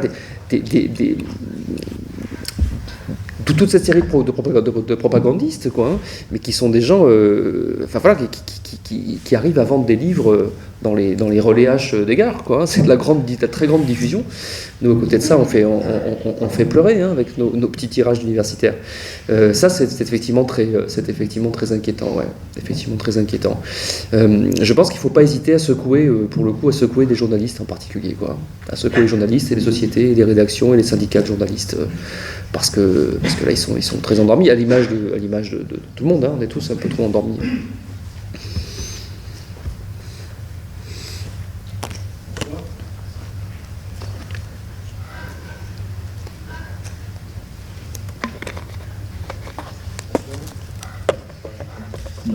Si, ça y est. C'est bon. Donc bonsoir. Vous êtes resté dans le cadre de notre hexagone. Est-ce qu'on observe le même type de construction chez nos voisins européens? Première question. Et est-ce que vous avez parlé du terreau imaginaire, de l'imaginaire de la construction collective française? Est-ce qu'on observe chez nos voisins les mêmes mécanismes modifiés en fonction de leur imaginaire national? Vous voyez ce que je veux dire ou pas? Merci. Alors je ne peux dire que deux choses. N'étant pas, j'ai pas prétention à connaître beaucoup de sociétés. Puis en plus, manque de bol, les autres pays européens que je connais le mieux sont plutôt des pays d'émigration et pas d'immigration. En particulier, c'est tous nos voisins méditerranéens. Donc il faudrait plutôt comparer avec d'autres sociétés de forte immigration. Voilà. Moi je connais surtout, pour dire les choses, je connais surtout l'Italie, l'Espagne, le Portugal, oui, donc c'est très différent justement, de ce point de vue-là, très très différent. Par contre, Après, il y a évidemment une généralité qui est tout à fait évidente, c'est que les phénomènes de xénophobie et de racisme, pour le coup, il n'y a rien de plus universel. Ça, c'est tout à fait certain. Pour travailler aussi dans les pays du Maghreb, il y a des racismes, d'autres formes de racisme. J'étais il n'y a pas longtemps au Maroc et on a même pour donner un exemple, en train de monter un projet avec des collègues marocains sur les phénomènes de discrimination qui, massivement, chez eux, vont concerner des Africains subsahariens. Bon. Donc, voilà, à ce niveau-là, c'est un phénomène... Lévi-Strauss a suffisamment écrit là-dessus, c'est tout à fait universel, c'est certain. Voilà. Mais malheureusement, je ne connais pas assez bien les sociétés d'Europe du Nord ou du Centre pour vous répondre.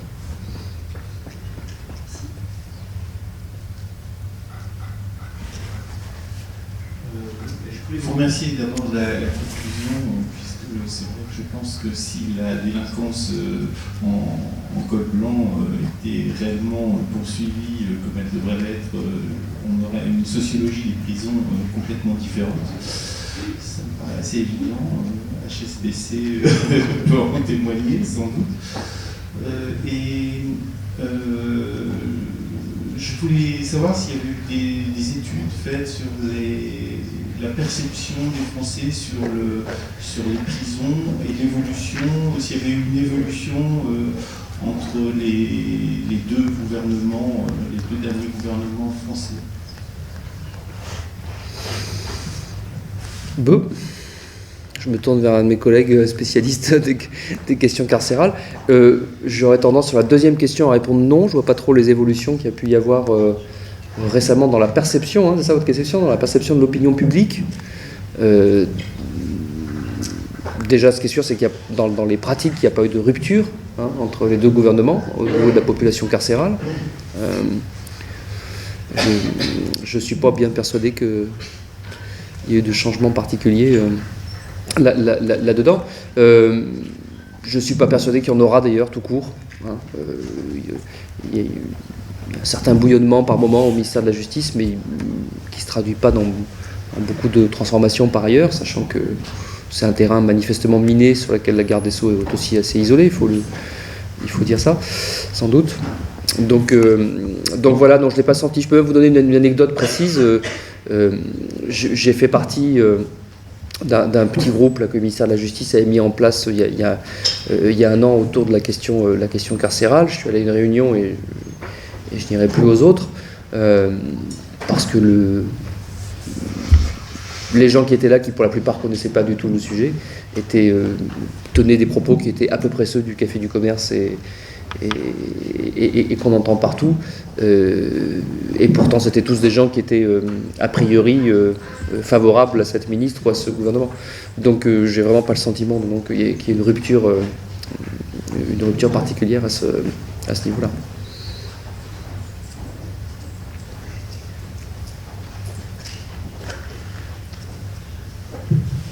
Bonsoir, merci déjà pour votre intervention. Moi j'avais une question. Si j'ai bien compris, vous avez voulu démontrer qu'il n'y avait pas de lien entre immigration et délinquance. Et il me semble que ce n'est pas à cette question-là que vous avez répondu. Vous avez répondu à cette question au travers du prisme de la xénophobie. C'est-à-dire qu'il n'y a pas de lien entre délinquance et immigration par le fait que un immigré ou quelqu'un qui serait issu de l'immigration serait forcément un délinquant parce qu'il est immigré. Il me semble que c'est à cette partie-là que vous avez répondu. Moi, la question que j'aurais vous poser, c'est qu'est-ce que vous répondriez à quelqu'un qui dirait ok, je sais qu'un étranger n'est pas délinquant parce qu'il est étranger, mais certainement parce qu'il est pauvre, parce qu'il est peu instruit, et donc l'immigration est par ce biais un moyen particulier d'apporter des gens, peut-être peu instruits, peut-être pauvres, peut-être,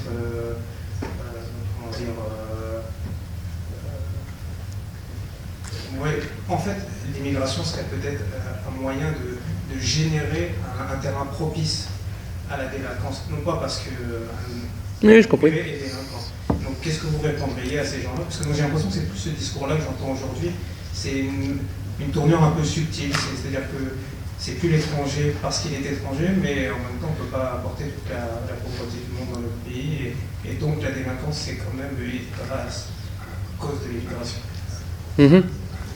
Oui, je comprends. Qu'est-ce que je leur dirais? Eh ben, je leur dirais qu'il faut incriminer,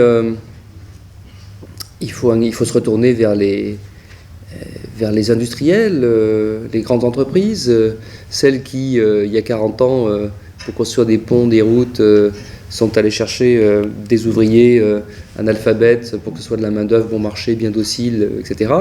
En se disant que quand on n'aurait plus besoin d'eux, on les jetterait. Et puis en disant qu'il faudrait peut-être, comme c'était accessoirement des humains, et puis qu'ils ont eu des familles, qu'ils ont eu des enfants, etc., qu'il faudrait peut-être s'occuper aujourd'hui de pas simplement rémunérer ses actionnaires, mais aussi de trouver du boulot pour tout le monde. Voilà, c'est un truc dans ce genre-là, peut-être.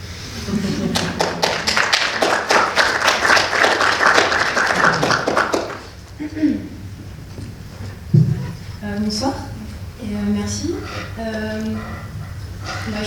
Déjà, je pense que pour répondre à la question, c'est quand même important de déconstruire un peu le mot délinquance. Et c'est vrai que j'aurais bien aimé qu'on en parle ici. Après, je sais que c'est court, mais donc j'imagine que. Enfin, je veux dire, je vous apprends rien à vous, mais enfin, voilà quoi. Donc, le mot délinquance, bon voilà, qu'est-ce que ça recouvre exactement comme acte et qu'est-ce que c'est comme construction sociale.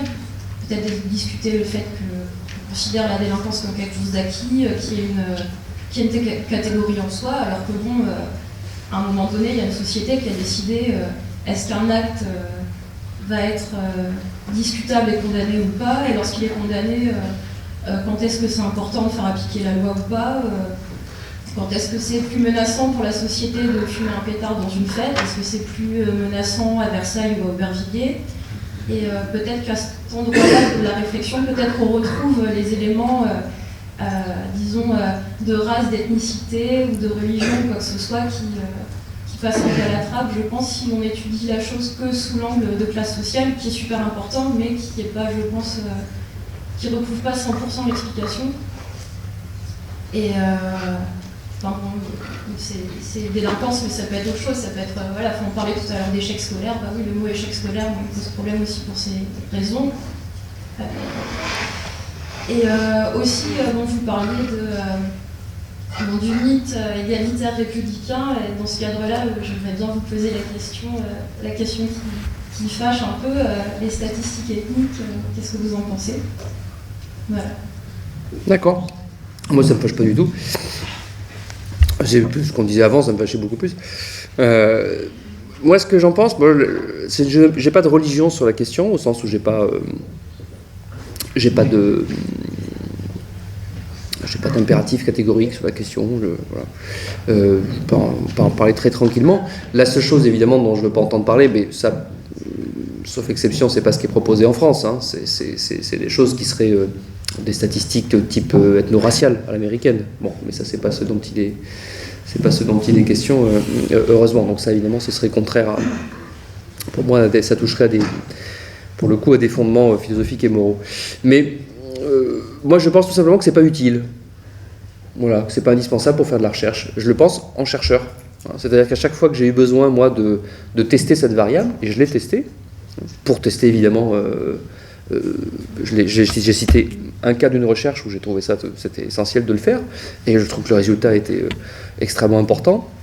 Je l'ai testé une deuxième reprise plus récemment, il y a 1 an et demi, lorsqu'on a travaillé avec mon équipe sur les jugements prononcés en comparution immédiate au tribunal de Nice. Et c'est pareil, on avait évidemment besoin d'avoir cette variable, et on a montré, parce que d'autres travaux avaient déjà montré, on a confirmé et montré même que localement c'était encore plus fort la discrimination spéciale des étrangers, toutes choses égales par ailleurs, etc. Bon. Donc à chaque fois qu'on a fait ça, on a, face à un dossier, des dossiers pénaux en l'occurrence, on a codé l'origine, en croisant le nom des parents et ce qu'on pouvait inférer du prénom ou du nom de famille. Bon. Et puis en essayant, avec les 3, parfois 2, parfois 1, ça dépend des dossiers, en faisant ce qu'on pouvait pour coder ça. À chaque fois qu'on a eu besoin de le faire, on l'a fait, ça a très bien marché. Et puis voilà, et si j'avais à le refaire, je le referais encore, quoi. Donc ma position là-dessus est très pragmatique, j'en vois pas la nécessité. Donc partant de là, j'aurais pas hésité pour travailler, pour faire ses recherches, pour prouver la discrimination, pour tout ce qu'on veut. Donc partant de là, j'aime autant pas ouvrir une boîte de Pandore sans trop savoir où ce machin se barrerait. Vous voyez, voilà. Et si on voulait que ce soit pas simplement des recherches locales ou ponctuelles comme celles que j'ai faites, si on voulait systématiser un petit peu ça, on pourrait tout à fait demander à l'INSEE de routiniser ce genre d'études, quoi. Parce que j'ai entendu il n'y a pas longtemps, j'ai fait un débat à la radio il y a quelques je sais plus, semaines avec Patrick Lozès, le représentant du CRAN, qui lui disait mais s'il faut absolument des études, des statistiques ethniques pour prouver discrimination. Quoi, moi j'ai répondu, mais enfin si j'étais chef d'équipe à l'INSEE et que l'État voulait bien qu'on mette des sous pour faire une enquête nationale de discrimination, on en ferait une toutes les années et on mesurait les discriminations, quoi. Il n'y a aucun souci. C'est une question de méthodo, quoi. Voilà. J'ai pas besoin pour ça d'inventer et de mettre dans le recensement, par exemple, de la population des nouvelles catégories dites ethniques.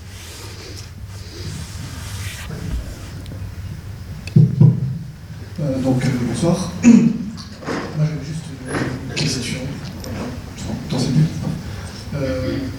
Est-ce que le caractère plus dur de la justice et de la police à l'encontre des délinquants d'origine immigrée ne serait-elle pas aussi dans l'optique de forcer une assimilation à une culture traditionnelle française que je vous mets sur entre guillemets? Voilà ma question. Les discriminations policières ou judiciaires auraient pour objectif de forcer l'assimilation de la culture française. Ah ouais. Non, je crois pas. Je crois pas. Je crois pas que le policier ou le magistrat, dans le feu de l'action, de l'exercice de son métier, se sente un représentant de la culture française, d'un modèle, de référence culturelle, de valeurs ou je ne sais quoi, et qui se sentirait le représentant de ça. Non, je crois que c'est des choses plus... C'est des choses malheureusement plus simples, beaucoup plus basiques, qui permettent de comprendre les pratiques discriminantes ou discriminatoires. Il n'y a pas besoin pour ça que les gens se sentent investis d'une mission quelconque et particulière. Je pense que n'importe qui, d'ailleurs, y compris dans cette salle, serait bien normal de définir qu'est-ce que c'est que le modèle culturel français aujourd'hui, par exemple. Vous voyez ? Donc non, je pense pas. Il y avait...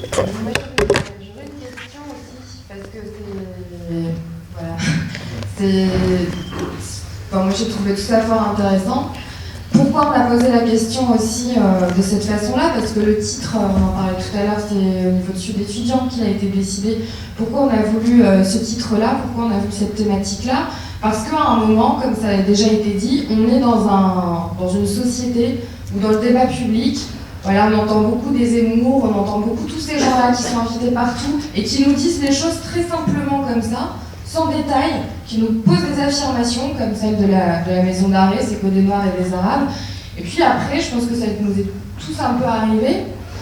Bon, moi je sais pas beaucoup de gens racistes ou un peu racistes, ou bon, raciste n'est pas trop dans mon entourage, ça va, j'ai de la chance.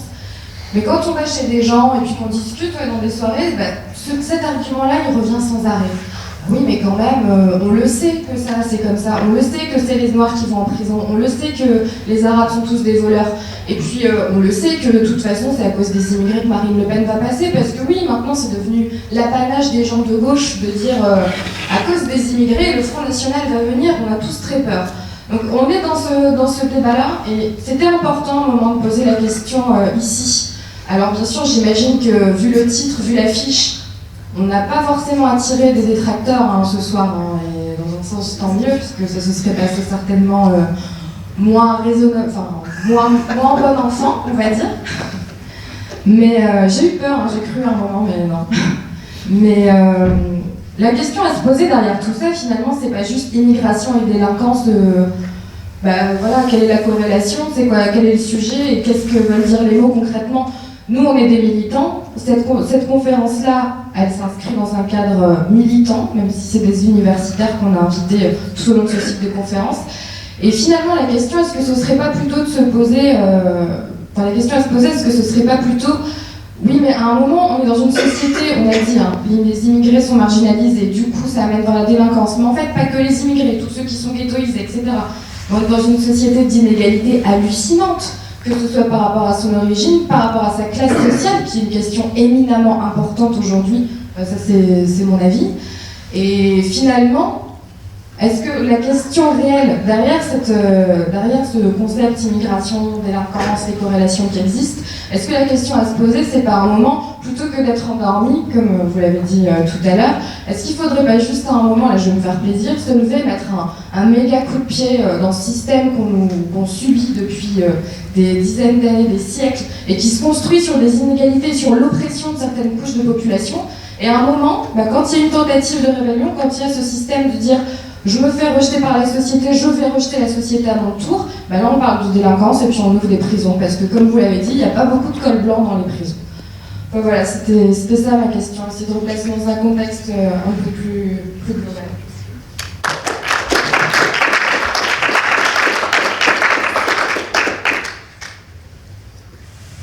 Il y avait, non, par ici tout à l'heure, une main qui s'était levée, il me semble bien. Pardon. Oui, bonsoir. Moi, je voudrais vous interroger sur quelque chose de plus spécifique, qui est la capacité de ce discours d'extrême droite anti-immigrationnel à se réaccaparer des thématiques qui, normalement, seraient plutôt propres à notre milieu peu militant, associatif et syndical, comme par exemple le féminisme. Typiquement, vous avez parlé tout à l'heure de la polygamie, qui est effectivement une thématique relativement nouvelle, et aussi celle du voile, sur laquelle ce discours commence vraiment à insister, mais plus spécifiquement sur la délinquance, c'est la mise en valeur d'un modèle du délinquant qui est racisé, qui traîne dans la rue, et qui va typiquement cibler des populations vues comme plus faibles, à savoir les jeunes filles blanches, qui pourtant qui sont forcées d'habiter ces quartiers pauvres parce qu'elles sont étudiantes, parce qu'elles ont peu de moyens, et qui du coup vont se retrouver ciblées par du harcèlement ou par des viols. Et du coup, voilà, c'est une rhétorique qui commence vraiment à gagner en puissance à l'extrême droite, à mon sens en tout cas. Et je voudrais savoir comment vous l'analysez et comment, dans une certaine mesure, vous pensez qu'il est possible de la contrer. D'accord, j'avais pas repéré encore ce énième retour, encore un dans la liste, monsieur, qu'on pourrait rajouter tout à l'heure, de ces vieilles lubies. Donc maintenant, ils viennent aussi violer nos femmes et tout ça, nos jeunes femmes, ça va. Qu'est-ce qu'on peut opposer à ces conneries? Je ne sais pas. Moi, la seule chose, si vous interrogez le chercheur de quoi ça lui parle, moi, ça me rappelle une recherche que j'ai faite il y a 10 ans maintenant sur les viols collectifs, puisque j'avais fait un petit bouquin entier là-dessus. C'était à l'époque où avait surgi, mais c'est tout à fait lié à ce qu'on dit, après tout. Vous vous en souvenez sûrement, c'était dans la longue série, on va dire, des événements qui ont catalysé au fond le débat Kondala et qui l'ont fait aussi se répandre dans le débat public, bien au-delà des sphères de production du discours xénophobe classique. Il y a eu notamment en 2001 et 2002 l'affaire des tournantes, donc expression qui vient de l'argot pour dire viol collectif. Et avec deux sous-moments qu'il y a eu dans cette histoire. En 2001, c'est les tournantes comme symbole absolu de la barbarie de ces jeunes de cité, au fond, un truc voilà, qui sont par ailleurs violents, sexistes, antisémites, etc. Voilà, tout le dispositif, antisémitisme et l'autre truc dans le dispositif. Donc c'était ça en 2001, dans la première phase du moment tournante, et puis il y a eu un deuxième pic dans cette phase d'exposition politique et médiatique de l'affaire des tournantes, qui survient lui début 2002, c'est-à-dire après les attentats du 11 septembre, et où là la caractéristique, quand on analyse les discours, ce que j'avais fait à l'époque, la caractéristique c'est qu'en plus du côté, c'est la violence des jeunes de cité, qui était déjà le fond de discours classique, en plus de ça maintenant, c'est le discours de la violence des jeunes de cité arabo-musulmans. Puisque entre-temps il y avait eu le 11 septembre, et l'islam étant bien entendu quelque chose qui prédispose à la violence envers les femmes, etc. Donc on va y arriver, cet élément supplémentaire de l'islam dans l'histoire après après le 11 septembre, et on le voyait arriver vraiment comme un élément de représentation ordinaire. C'est-à-dire que moi, j'avais un panel de dépouillement, par exemple, pour la presse, qui allait du Figaro à l'Humanité. Donc ça couvrait vraiment tout l'échantillon, et on voyait se banaliser une matrice qui incluait ça au passage. Alors qu'est-ce qu'on pouvait y opposer? Moi, ce qui avait été la deuxième partie de mon livre, à savoir qu'est-ce qu'il en est de la réalité. Bon, donc j'avais appris les statistiques qu'on avait, j'avais pris les livres d'histoire, montré que le viol collectif, malheureusement, c'était vieux comme l'histoire, et qu'il suffisait d'aller à la bibliothèque, sortir un rayon d'histoire pour en trouver, en veux-tu, en voilà, et que ça n'a strictement rien à voir avec le dernier arrivant de tel quartier à telle époque dans telle société. Ensuite, j'étais allé dépouiller des dossiers judiciaires, pareil, dans un tribunal, avec une étudiante, et on avait montré ce qu'on disait aussi tout à l'heure pour l'autre sujet, c'est-à-dire qu'on avait montré que en dépouillant une année, ou deux, ou trois, je ne sais plus, parce qu'il n'y a pas beaucoup de dossiers, donc peut-être plusieurs années, plutôt trois facilement, toujours au même tribunal d'ailleurs, en région parisienne, eh bien on avait trouvé, bien sûr, quelques affaires qui avaient fait la une du Parisien, la presse locale, à la cité de machin, au bas de la tour, ils étaient 15, ils faisaient la queue dans les caves, c'était affreux, machin. On avait trouvé cette affaire, mais on avait trouvé aussi quantité d'autres affaires qui n'avaient pas fait la une du Parisien et qui impliquaient des jeunes qui n'étaient pas des jeunes hommes, qui n'étaient pas des jeunes issus de ces quartiers et qui n'étaient pas d'origine plus ou moins anciennement immigrée. On avait trouvé une affaire de viol collectif survenue lors d'une soirée étudiante bien arrosée dans des milieux plutôt privilégiés.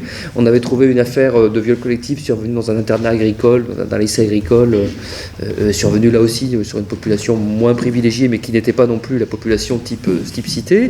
On avait trouvé une affaire qui mettait aux prises une affaire de viol collectif en détention. On avait trouvé une affaire de viol collectif impliquant des policiers qui violaient des prostituées sans papier. On voit bien le chantage qu'elles avaient dessus. C'était la même année, il y avait eu l'affaire de la caserne des pompiers de Marseille. Bref, il était facile de montrer qu'on avait affaire à des phénomènes de violence collective masculine qui n'avait rien à voir avec, là aussi, le quelque chose, le présupposé, culture, origine, façon d'être, religion, je ne sais quoi, et autres sornettes, voilà. Mais voilà ce que peut dire le chercheur quand même en réalité, mais malheureusement, c'est pas... Ce qui me rend pas très pessimiste, et ce qui me rend pas très optimiste, pardon, mais ce qui donne... Ce qui dit qu'on a, à mon avis, on a beaucoup besoin de se réveiller, c'est que, paradoxalement, je pense que j'ai eu... pour parler de mon petit cas personnel, mais c'est mon petit baromètre à moi, hein, je m'excuse du ridicule égotique du truc, mais moi je mesure ça dans les réactions à ce que provoque mon travail. Au fond, j'ai, en termes de diffusion et d'impact, j'ai le sentiment que j'en ai eu plus à cette époque-là, qui était il y a 10 ans, avec ce livre-là, que je peux en avoir aujourd'hui sur ce thème-là, par exemple. Ce qui contribue à ne pas me rassurer tout à fait.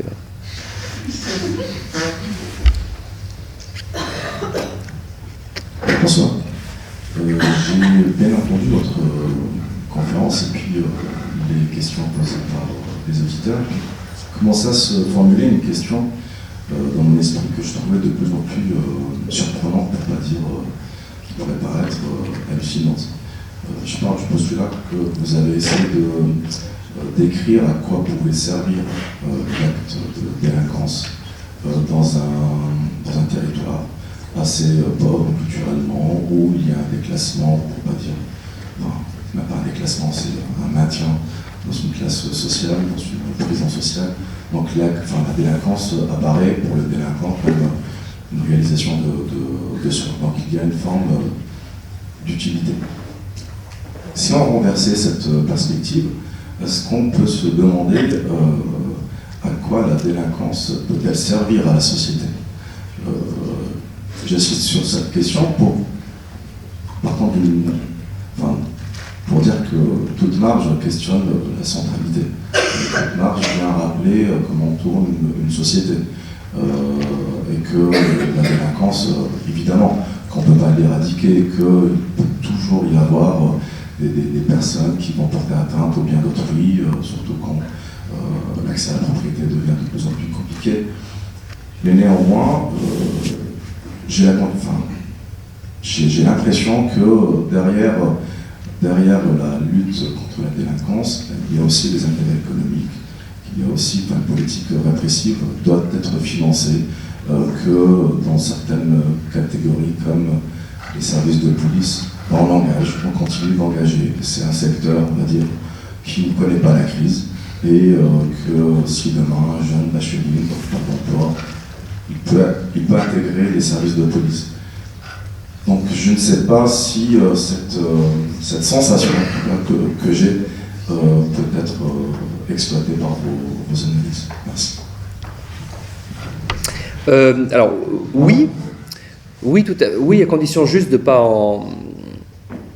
d'aller pas plus loin que ce que vous avez dit. Ça n'a pas en partir vers une théorie du complot au fond, mais oui, bien sûr que ça a quantité de bénéfices secondaires ou pas que secondaires d'ailleurs pour plein de gens. Je dirais d'ailleurs pas tant les policiers dont comme tous les fonctionnaires sont plutôt pas très bien aimés, on va dire, c'est dans le management public de ces dernières décennies. Mais par contre, si vous regardez du côté des industries de sécurité, il est très clair que s'il y avait vraiment une chute très importante des niveaux de délinquance, ça leur poserait beaucoup de soucis, parce qu'ils auraient beaucoup plus de mal à justifier de vendre autant que possible à toutes les municipalités des caméras de vidéosurveillance dans tous les coins, aux forces de police et aux militaires des drones, etc. C'est-à-dire qu'il y a tout un...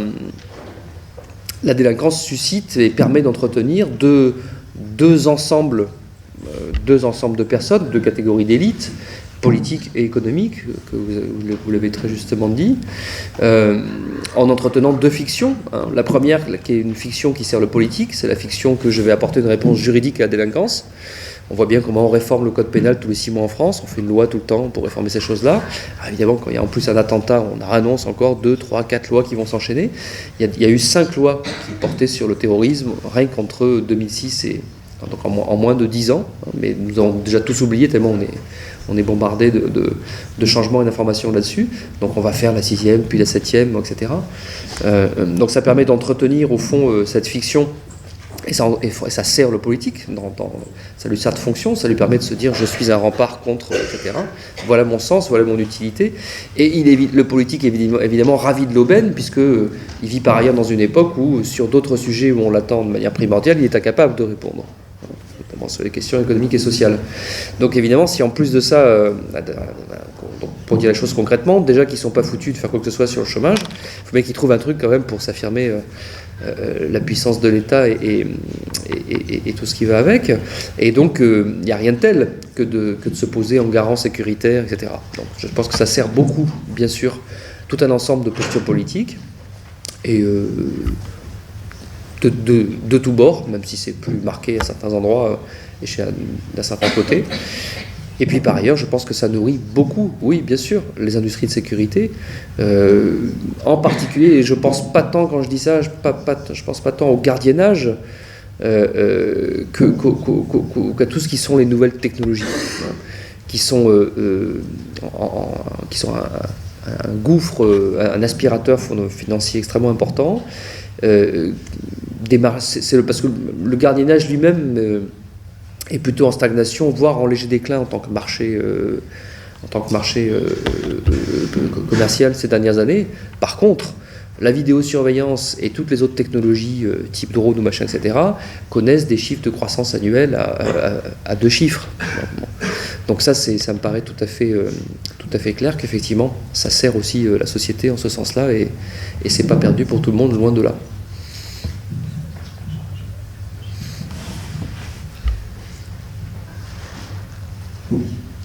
Bonsoir. Bon, j'ai 2 questions. La première, c'est de savoir si la France, comme c'est le cas dans d'autres pays où on parle de l'industrie de la prison, où les prisonniers, on les fait travailler pour rien, au profit donc des grandes entreprises, est-ce qu'en France, on pourrait parler de cela? On a vu par exemple Al Jazeera qui a fait une série de reportages sur les prisons, par exemple américaines ou en Chine, où les détenus, on les faisait travailler. Est-ce que ce cas-là serait le cas en France? La seconde question, c'est, par exemple, on parle de maison d'arrêt et de correction. Est-ce qu'en France, le volet correction est mis en exemple, par exemple, pour ces populations-là, issues de l'immigration? C'est-à-dire qu'au cours de leur détention, est-ce qu'on fait en sorte qu'ils puissent intégrer la société française? C'est surtout pour répondre aux politiques qui disent que ces gens-là, ils sont sont des personnes qui ont des valeurs qui sont contraires à celles de la République. Est-ce que pendant leur séjour maintenant, on essaie de les inculquer ces valeurs républicaines? Merci. D'accord. Alors, sur le premier point, j'ai pas le détail du... Je ne sais pas quel est le pourcentage de la population carcérale qui travaille, mais je pense que c'est très modeste comparé à la situation de pays où par ailleurs la prison est une industrie de masse, hein, aux États-Unis et en Chine. Donc on n'est pas... Parce que les conditions d'emprisonnement actuellement avec la surpopulation carcérale, les gens ont énormément de mal, ceux qui travaillent, à produire parce qu'ils doivent se lever plus tôt, alors qu'en fait, il y a énormément de bruit jusqu'à très tard le soir. Et donc, en fait, ça crée une situation qui n'est pas propice qui ne permet pas d'avoir un travail. Enfin, les gens, par exemple, qui veulent faire des études ou travailler ont beaucoup de mal, d'après ce que je sais sur la population carcérale. Les conditions actuelles qui sont complètement désastreuses ne permettent pas d'avoir un travail D'accord. à entrer dans un système économique. Bon, en tout cas, moi, entendez ça, et moi je ne connais pas assez bien pour vous répondre là-dessus. Il y a certains collègues qui travaillent spécialement là-dessus, hein, donc vous trouverez des références très précises là-dessus que je n'ai pas en tête, que je ne maîtrise pas. Alors, par contre, je peux vous dire un mot sur la deuxième chose. La question il n'y a pas de programme particulier d'accompagnement de détenus qui seraient étrangers ou immigrés, etc. Il y a un programme commun. Il y a une catégorie particulière de l'administration pénitentiaire qui sont les conseillers d'insertion et de probation, qui sont les travailleurs sociaux de l'administration pénitentiaire, qui accompagnent les sorties de prison et de diverses façons, et puis qui font ce qu'ils peuvent, on va dire, dans l'idée de tenter de donner à la personne le maximum de moyens pour se réinsérer, comme on dit. Voilà. C'est le tronc commun, je veux dire. Hein. Il n'y a pas de programme spécifique qui ciblerait, à ma connaissance, une catégorie, ou alors c'est des catégories pénales qui sont ciblées, mais pas des catégories de population au sens ethnique, pas du tout. Bon. Quant à donc, le travail que font ces personnes qui accompagnent la sortie de prison, leur principal souci de nos jours, c'est la question de l'emploi. Voilà. C'est-à-dire, mais et là aussi, c'est tout sauf nouveau. Hein. Dans tous les pays du monde et dans toutes les études du monde, la plupart des jeunes qui sont rentrés dans la délinquance à un moment donné en sortent à un autre moment, d'une façon ou d'une autre. Grosso modo, quelque part, en énorme moyenne statistique qui écrase tout, vers 30 ans, on va dire, pour se donner un point de repère. Hein. Et ce moment où ils en sortent, ça correspond en général au moment où ils rebasculent, on va dire, du côté de l'activité légale, hein, donc de l'emploi, au double sens du vrai emploi, hein, pas du bout de stage, du demi-intérim et du trois quarts mais du vrai emploi, c'est-à-dire au double sens du revenu et de l'identité sociale que ça confère, un emploi, hein, du sentiment de participer à une société, etc., et puis du revenu, de ce que ça implique aussi en termes de cadrer la vie, etc. Hein. Ça coïncide en général avec ça coïncide aussi bien souvent avec l'établissement en couple, un prélude éventuellement à la famille. Bon. Voilà, donc le principal souci de l'administration pénitentiaire dans ces agents qui accompagnent la sortie de prison, c'est celui de la réinsertion, parce que c'est le seul sur lequel ils essayent de jouer. Ils ne peuvent pas faire grand chose sur les autres dimensions de la vie. Or voilà, c'est le problème numéro 1, et c'est la principale caractéristique de l'état de société dans lequel nous sommes par rapport à tous ceux qu'on a connus auparavant. C'est cette question majeure de l'emploi, qui joue à mon avis un double rôle facilitateur du point de vue de la délinquance. Hein. C'est un élément de contexte pour comprendre le discrédit de l'effort scolaire en amont chez les petits, mais c'est un facteur crucial de retardement de la sortie de la délinquance. C'est l'occasion de dire d'ailleurs que dans le débat public, on s'inquiète en général beaucoup de quand est-ce que ça commence, la délinquance. Bon. Mais c'est une question au moins aussi importante de savoir quand est-ce que ça finit, en réalité, et on s'inquiète beaucoup d'un supposé rajeunissement de la délinquance, mais dans la lignée du discours, c'est de pire en pire, tout fout le camp, ma brave dame, n'en parlez pas, c'est plus comme avant, t'as la poète. Donc aujourd'hui, ils sont de plus en plus jeunes, de plus en plus violents, ils n'ont plus de repères, ils n'ont plus de valeurs, la longue série du discours des galantistes.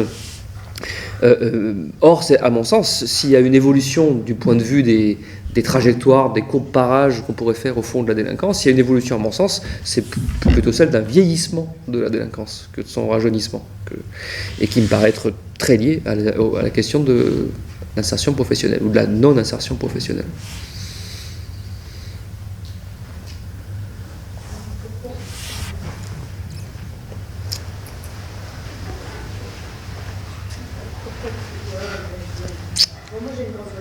Allez, pas vrai fort. Pour conclure, il reste trois intervenants. Ils vont poser leurs questions l'un après l'autre. Et je fais une chanson à la fin, ça marche. Je rappelle pour ceux, parce que je vois qu'il y en a pas, on a acheté plein de bières aussi pour vous offrir un petit pot après, donc partez pas tous. C'est pas Bah alors Tiens, un pot après. Bonjour, alors moi je vais rejoindre un peu votre pessimisme que vous venez d'exprimer il y a quelques instants, pour dire, est-ce que vous ne pensez pas que face à ce discours xénophobe, nous sommes face à une impasse? Je dis d'une autre façon, est-ce que vous ne pensez pas que ce discours basé sur les préjugés, ce discours xénophobe, n'a pas plusieurs longueurs d'avance, de telle façon que même ces discours, ces analyses, ces argumentaires, ces analyses un peu savantes, sociologiques, psychosociologiques ou comme vous venez de faire, n'ont pas vraiment d'impact, voire même inaudibles. Surtout quand ces discours xénophobes, ces préjugés sont portés par les médias dominants. Je vais donner un exemple. Rien que ce matin, par exemple, on entend le président du CRIF qui, en passant, parle de Marine Le Pen en disant qu'il était irréprochable et que le Front National n'était pas responsable ou n'est pas responsable du fait de violence dans la société et que toutes les violences dans la société sont faites par des jeunes musulmans. Alors on peut répondre par des chiffres, des analyses comme vous venez de faire, mais le mal est fait. Cette phrase aura son effet. Et d'où ma question, est-ce que nous sommes vraiment limités par rapport à ce discours-là? Qu'est-ce que ce discours, ces argumentaires, ces chiffres pourraient apporter vraiment à clarifier la donne, puisque cette phrase qui a été prononcée dans un média dominant va avoir cet effet de boule de neige qui va emporter plusieurs personnes dans son chemin. Et puis, ça d'une part. D'autre part, ce discours xénophobe s'inscrit dans un climat général de débat, culturel, identitaire, et qui essentialise les gens dans leur plus étroite appartenance, et que même parfois les réponses qu'on apporte, que les forces politiques progressistes et les intellectuels apportent à ce débat qui est essentialiste et culturaliste, la réponse est aussi essentialiste et culturaliste. C'est-à-dire qu'on ne va pas vers les questions qui ont été soulevées tout à l'heure pour les mettre au centre du débat, comme les questions économiques et sociales, et on reste sur voilà. Oui, je comprends bien, mais de toute façon, c'est compliqué. Ah pardon, il y en avait 3 d'affilée. Oui, excuse. Bonsoir. Moi j'avais une petite question, c'est notamment par rapport à votre conclusion. Dans votre conclusion, vous nous donnez un peu, une vision d'avenir. Grosso modo, vous nous avez donné un peu une petite vision d'avenir, comment vous voyez l'avenir un peu sur les différentes discriminations en tout cas qui vont arriver. Et là, il me semble que quelque part, je me suis interrogé parce que dans le contexte dans lequel on est actuellement et où on est clairement dans une amalgame où on ne parle plus d'immigration et de délinquance depuis quelques mois, on parle d'islam et de délinquance. J'aimerais savoir si c'est volontairement occulté de votre part ou si c'est des mécanismes qui sont différents.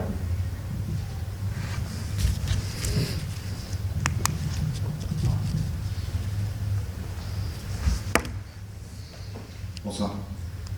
Moi, la question que j'avais pour vous, c'était est-ce que, à votre sens, vous pensez que ce qu'il y a de plus important dans ce cliché du délinquant issu de l'immigration, si c'est le fond ou la forme.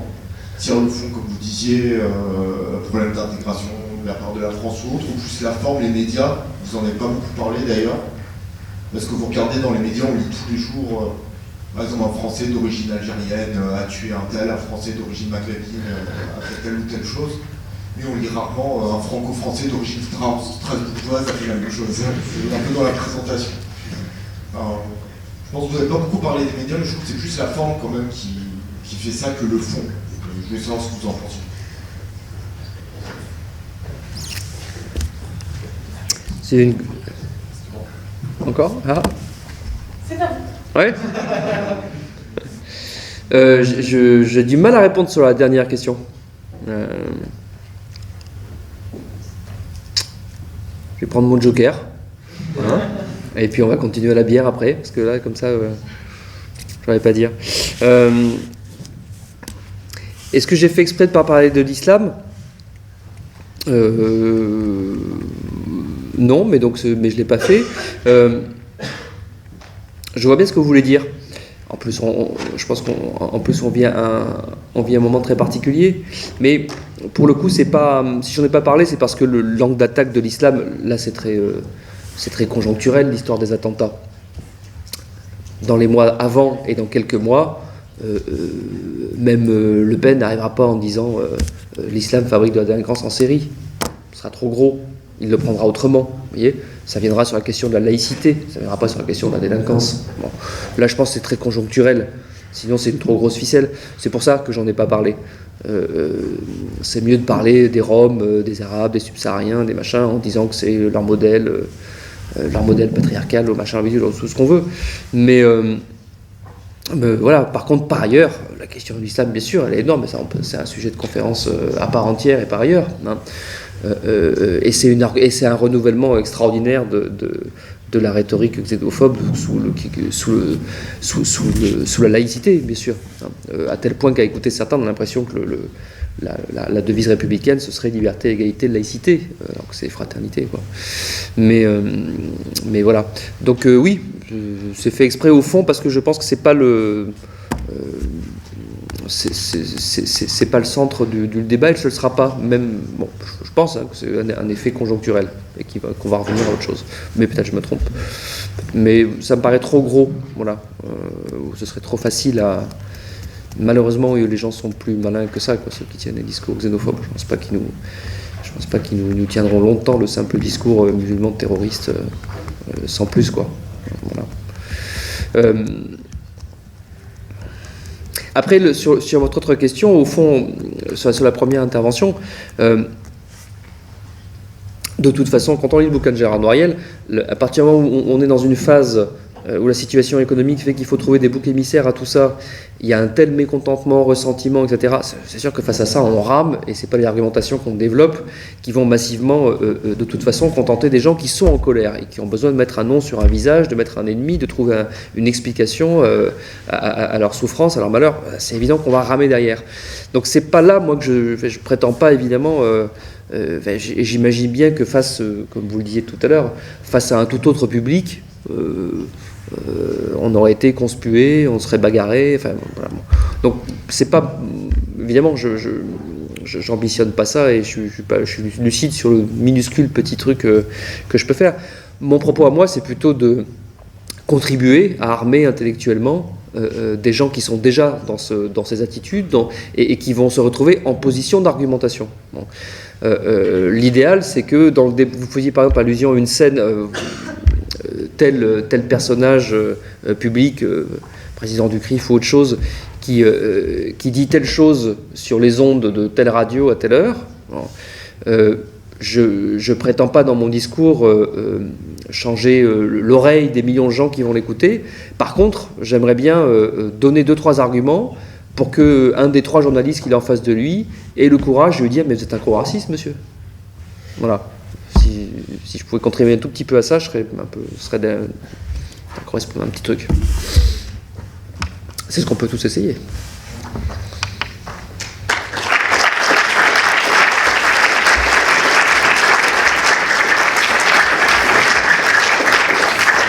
Merci beaucoup, merci à tous. Donc je vous propose du coup vous avez côté barre où il y aura donc les suffrages que vous pouvez trouver là, qu'on va mettre aussi de l'autre côté. Et puis il y a un petit pot qui est servi, donc n'hésitez pas à vous servir. Puis on peut continuer la discussion à côté.